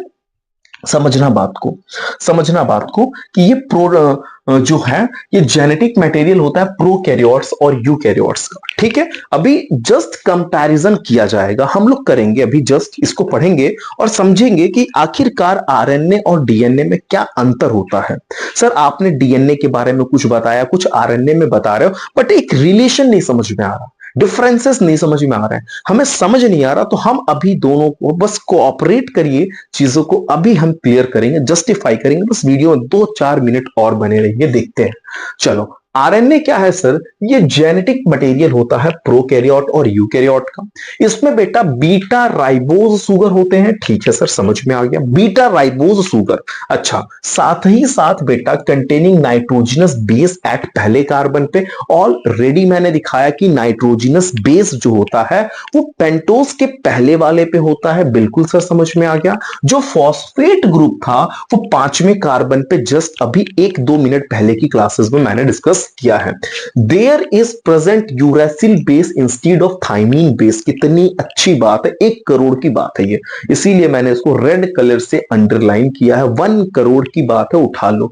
यहां पे क्या लिखा है सर आपने कि यूरैसिल बेस प्रेजेंट होता है थाइमीन बेस के जगह, जैसे डीएनए में क्या था, थाइमीन बेस था बेटा, ये आरएनए में यूरैसिल बेस होता है, और इसमें 3 पार्ट होते हैं, जबकि डीएनए का कोई पार्ट नहीं था, और यहां पे आरएनए के 3 पार्ट होते हैं। पहले पार्ट का नाम है बेटा mRNA, that is said to be messenger RNA. समझ में आया, हम लोग थोड़ा सा इसको लेके चलते हैं ऊपर, ताकि हम चीजों को समझ पाए, जस्टिफाई कर पाए, क्लियर कर पाए, और मजा आ जाए इस लेक्चर में। काफी अच्छा लग रहा है ये चीजें। मैसेंजर देखते हैं क्या होता है, ठीक है। मैसेंजर वो Facebook Instagram, that is not messenger, हालांकि काम वही है जो काम आपका इंस्टा और फेसबुक मैसेंजर करता है, कुछ उस तरीके की चीज है भाई। नाम मैच कर रहा है तो काम भी तो मैच ही करना चाहिए भाई, नाम मैच कर रहा है काम भी मैच करेगा, ठीक है। चलो, एमआरएनए बोलते हैं, आरएनए सॉरी टीआरएनए बोलेंगे, आरआरएनए बोलेंगे, that is the 3 part of RNA. First one is mRNA, इसका काम बेटा बहुत प्यारा होता है। ये क्या करता है, ये पार्ट है आरएनए का जो इंफॉर्मेशन को कैरी करता है, ठीक है, which contain information about protein synthesis, ठीक है। टीआरएनए का सॉरी टी मैसेंजर, हाँ सॉरी मैंने इसका बोल दिया कैरी वाला, ठीक है, कैरी यहां का देख के वहां बोल रहा हूं, ध्यान रखना, ठीक है। तो ये ध्यान रख लेते हैं, फिर से एक बार हम बोल देते हैं, पहले टीआरएनए की जुबान में घूम रहा है टीआरएनए, तो टीआरएनए खत्म कर लो। ये पार्ट है बेटा आरएनए का जो इंफॉर्मेशन को कैरी करता है फ्रॉम एमआरएनए से आरआरएनए तक। भाई देखो, ट्रैवलिंग का काम कराते हैं ये टीआरएनए का, भाई देखो पढ़ के ही लग रहा है ट्रांसफर आरएनए, भाई ट्रांसफर कराएंगे, ये कहां से कहां तक लेके जाएंगे, that is the important things. कहां से कहां लेके जाएंगे, ये पार्ट है आरएनए का जो इंफॉर्मेशन को कैरी करता है फ्रॉम एमआरएनए से लेके जाता है बेटा आरआरएनए तक। सर ये एमआरएनए क्या है, अब बताओ। ये पार्ट है आरएनए का जिसके पास इंफॉर्मेशन होती है about the protein synthesis, protein की जो बेटा इंफॉर्मेशन है ये एमआरएनए के पास है। टीआरएनए क्या करेगा, एमआरएनए से मैसेज लेगा, उसको बेटा कैरी करेगा आरआरएनए तक। समझ में आया, बिल्कुल सर समझ में आ गया। It is a part of RNA जो प्रोटीन सिंथेसिस अकर, हाँ ठीक है, ये भी चीज अच्छी है कि भाई ये आरएनए का पार्ट है जहां पर प्रोटीन सिंथेसिस होता है, ठीक है। थोड़ा सा अपन इसको लेके चलते हैं ऊपर। ये कितना अच्छा लगा हमें पढ़ के, मजा आ रहा है भाई। इजी चैप्टर तो मजा तो आना ही आना है, काफी हद तक इजी चैप्टर है, एग्जाम में इसका वेटेज भी अच्छा रहता है, ठीक है। इसको लाइटली लेते हैं लोग। जिसको लाइटली जो लेता है इस चैप्टर को ना, वो 70 मार्क्स तक पहुंच नहीं पाएगा एग्जाम में, समझ लेना। अगर आपका टारगेट 70 आउट ऑफ 70 का है तो बेटा इसको लाइटली लेना नहीं है लाइफ में, ठीक है। इसको हैवीली लेना है, हैवीली, समझ रहे हो। चलो डीएनए आरएनए में डिफरेंसेस देखते हैं। अभी मैंने आपको क्या पढ़ाया वही चीजें कट टू कट बोलेंगे। सबसे पहले डीएनए जो होता है वो जेनेटिक मटेरियल होता है यूकैरियोट, ठीक है सर। आरएनए जेनेटिक मटेरियल होता है कैरियोटिक प्रोकैरियोटिक दोनों का, ठीक है। यूकैरियोटिक प्रोकैरियोटिक दोनों का होता है बेटा। बेसिक चीजें थी सर, आपने समझाया, काफी मजा आया। डीएनए में बीटा डीऑक्सी राइबोज सुगर होते हैं, ठीक है सर। आरएनए में बीटा राइबोज सुगर होते हैं सर। ये भी चीजें अभी प्रीवियस लेक्चर में, प्रीवियस स्लाइड में सर आपने समझाया था। यहाँ पे डिफरेंसेस है तो उसी चीज को हम कट कर करके यहाँ पे लाए, क्योंकि मैंने क्या बोला था कि अभी जस्टिफाई करेंगे दोनों में डिफरेंसेस को, ठीक है। अगर मैं कहूं इट हैज थाइमीन बेस होता है, भाई डीएनए में थाइमीन बेस होता है, उसी की जगह पे यहां आरएनए में यूरासिल बेस होता है। बेसिक डिफरेंस से पता होना चाहिए। इसमें बेटा डबल स्ट्रैंडर्ड होते हैं, ठीक है, वहीं पे ये सिंगल स्ट्रैंडर्ड होते हैं, ठीक है। इसके कोई पार्ट नहीं होते थे, जबकि आरएनए के 3 पार्ट होते हैं, mRNA, tRNA and the rRNA. Okay, so the next difference is, it, देखते हैं, चलो, it undergo no replication or it cannot undergo replication. It undergo replication, it cannot undergo replication. That is the main things. अब आता है कहानी में twist. थोड़ा सा चैट को, थोड़ा सा स्लाइड को करते हैं बड़ा और देखते हैं आखिरकार ये क्या लिखा हुआ है। म्यूटेशन क्या होता है सर? सबसे अच्छी बात है सर, डिफिनेशन को पढ़ना है तो टॉपिक को देखना पड़ेगा। आखिरकार सर ये म्यूटेशन क्या होता है, देखते हैं सर। देखते देखते क्या से क्या हो गए सर, देखते हैं। चलो, म्यूटेशन का मतलब होता है कि ये एक ऐसी प्रोसेस है जिसमें अपन जेनेटिक मटेरियल को चेंज कर देते हैं, ठीक है, बाय केमिकल वेज या हाई एनर्जी रेडिएशन मार के। फिर से समझ लो भाई, म्यूटेशन क्या होता है। ये एक ऐसी प्रोसेस है जिसमें अपन जेनेटिक मटेरियल को ही चेंज कर देंगे due to exposure of chemicals and high energy radiations. High energy radiations and the chemical से बेटा अपन जेनेटिक मटेरियल को चेंज कर देना। अपन नहीं कर रहे, ये सिस्टम बता रहा हूं, that system is said to be mutation की बात हो गई है। अच्छा, डीएनए फिंगर प्रिंटिंग क्या होती है सर? ये एक ऐसी टेक्निक है जो डिपेंड होती है upon the unique mini micro satellites DNA in forensic science. This is used for identification of criminals. हाँ ठीक है, डीएनए फिंगर प्रिंटिंग का आप क्रिमिनल्स का आइडेंटिफिकेशन कर सकते हैं, भाई जांच लगा सकते हैं। आपने मूवीज वगैरह में देखा होगा, ठीक है, कि ये क्रिमिनल है, कैसे पता चलेगा, भाई इसका डीएनए टेस्ट कराओ। पैटर्निटी की भी डिटर्मिनेशन कर सकते हैं, सही बात है, माता पिता की जांच कर सकते हैं कि क्या इस बच्चे के माता पिता कौन है। भाई 2 माता खड़ी, 2 पिता हैं, बोलेंगे नहीं मेरा बच्चा है, मेरा बच्चा है, तो हम डीएनए टेस्ट का, डीएनए का कर सकते हैं। That is the main things behind this. Okay, तो आइडेंटिफिकेशन ऑफ क्रिमिनल्स हो सकता है, पैटर्निटी डिटर्मिनेशन हो सकता है, और तो बहुत इंपॉर्टेंट बात लिखा हुआ है कि स्टडी कर सकते हैं बायोलॉजिकल इवोल्यूशंस के लिए, ठीक है, ये भी अच्छी चीज लगी मुझे, ठीक है। चलो, बायोलॉजिकल इंपॉर्टेंस क्या होता है न्यूक्लिक एसिड का? कितना अच्छी अच्छी बातें आ रही भाई, पढ़ के मतलब मन ही नहीं हट रहा होगा, मन कर रहा और स्लाइड आए और स्लाइड आए। मैं ला रहा हूं ना, क्यों टेंशन ले रहे हो? तुम बस पढ़ो इसको, चीजों को रीड करो भाई। इतना अच्छी क्लासेस रीड करोगे, चैप्टर शार्पनेस होते जाएगा, मजा आएगा, मार्क्स इनहेंस करेगा, ये मेरी गारंटी है। चलो, अगर मैं कहूं बायोलॉजिकल इंपॉर्टेंस क्या है न्यूक्लिक एसिड का, तो आपको बोलना है कि सर ये genetic material which contain all heredity information. पहली बात कितनी अच्छी बात है, 1 करोड़ की बात है। लिखा हुआ है कि सर ये जेनेटिक मटेरियल होता है जिसमें सारे information which contain all heredity information, सारी हेरिडिटी इंफॉर्मेशन इनके अंदर कंटेन होता है। It maintains identity of different species, ठीक है, अच्छी बात है, मतलब अलग अलग स्पीसीज की आइडेंटिटीज को भी मेंटेन करते हैं, जिसकी वजह से हम इवोल्यूशन के बारे में पढ़ भी पाते हैं, ये अच्छी बात है। ये स्टोर करते हैं मैसेज फॉर प्रोटीन सिंथेसिस के लिए, ठीक है, it stores the message for protein synthesis. ये सब इनका बायोलॉजिकल इंपॉर्टेंस है, न्यूक्लिक का 3 नोट कर लेना, ठीक है। अगर देखते हैं कुछ क्वेश्चन, देखो हालांकि ये पार्ट भी कंप्लीट हो गया, हम आपको सिर्फ एक एंजाइम पढ़ाएंगे जिससे हमारा पूरा बायोमोलिक्यूल्स हो जाएगा कंप्लीट। उसके बाद ये क्वेश्चन देख लेते हैं क्या है। When RNA is hydrolyzed, then there is no relationship among quantities of different bases obtained. Explain. Question पढ़ते हैं पहले। When RNA is hydrolyzed, there is no relationship among quantities of different bases obtained. Explain. This suggests that there are different types of RNA molecule which contain different quantities of base. Exactly, सही बात है। कहना चाह रहा है कि ये अलग अलग प्रकार के आरएनए मॉलिक्यूल भाई अलग अलग क्वांटिटीज के बेस होंगे, ठीक है, अच्छी बात है, कोई बात नहीं, पढ़ लो एक बार। The two strands of DNA are not identical but are complementary, ठीक है, अच्छी बात है भाई कि 2 स्ट्रैंड्स जो होते हैं डीएनए के वो एक जैसे तो नहीं होते हैं, सेम तो नहीं होते हैं, बट कॉम्प्लीमेंट्री होते हैं। समझाओ भाई। देखो ऐसा इसलिए होता है क्योंकि जो सीक्वेंस होता है बेसिस का वो in one strands automatically determines that of other, वो ऑटोमेटिकली डिटरमाइन कर रहा है दूसरे का।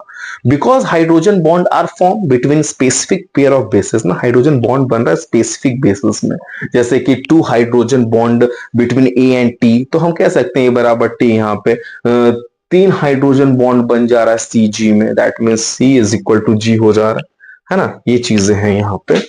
तो अच्छा सी और जी चैट सेक्शन बताओ तो सीजी में जो बोला था क्या है ना, टी क्या है भाई, अभी भूल नहीं गए ना, सब पढ़ा के लाया, थाइमिन यूरासिल है ना, साइट पूरा उसको भेजो तो चैट सेक्शन में। 2 samples of DNA X and Y have melting point, have melting temperatures इतना एंड इतना। What do data indicate about this base content? फिर से देखो 2 सैंपल है डीएनए का, एक एक्स है और एक वाई है, उनकी जो मेल्टिंग टेम्परेचर है एक का 340 है एक का 350 है, तो ये डाटा क्या इंडिकेट कर रहा है, तो ये कर रहा है कि ए और टी कंटेन 2 हाइड्रोजन बॉन्ड्स और and C and G contain 3 hydrogen bonds, having why having more temperature content, क्योंकि उसमें ज्यादा सी है ना, ये चीजें हैं, क्योंकि भाई उसके टेम्परेचर से हमें समझ में आ जा रहा है, क्योंकि 2 वाले में बेटा 42 केजे पर मोल है और 3 वाले में 3 हाइड्रोजन बॉन्ड्स में 71 किलो जूल पर मोल की बात हो रही है, ठीक है। तो वाई हैविंग मोर, ठीक है, मेल्टिंग टेम्परेचर कौन ज्यादा है 2 सैंपल्स में, एक्स और वाई में कौन ज्यादा है, एक्स और वाई, तो बस Y having more temperature, melting temperature contain greater contents of C, ठीक है। चलो नेक्स्ट क्या बात है, ये सब चीजें रीड बस कर लेते हैं कि ताकि हमें चीजें लाइफ में कुछ तो नुकसान तो करने वाली नहीं है भाई।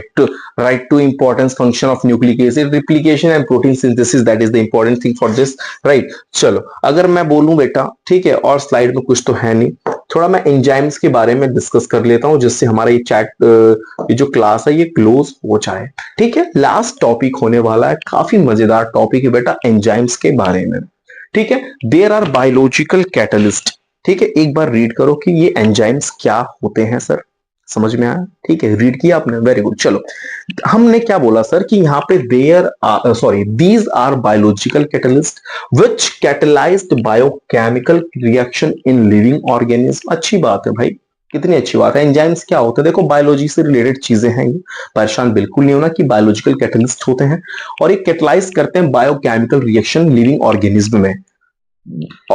Almost all enzymes are globular, ज्यादातर एंजाइम्स ग्लोबुलर प्रोटीन होते हैं, जैसे hydrolysis of maltose into glucose, इसको करता है एंजाइम माल्टोज, ठीक है। फिर से रीड को, एग्जांपल में सब डिफिनेशन छुपा है कि माल्टोज का जो हाइड्रोलिसिस होता है ग्लूकोज में is carried out by using enzyme maltose, enzyme maltose का यूज करके हम माल्टोज को हाइड्रोलिसिस कराते हैं ग्लूकोज में, ठीक है, इसमें दो चीजें आपको पक्का होना चाहिए, आना चाहिए।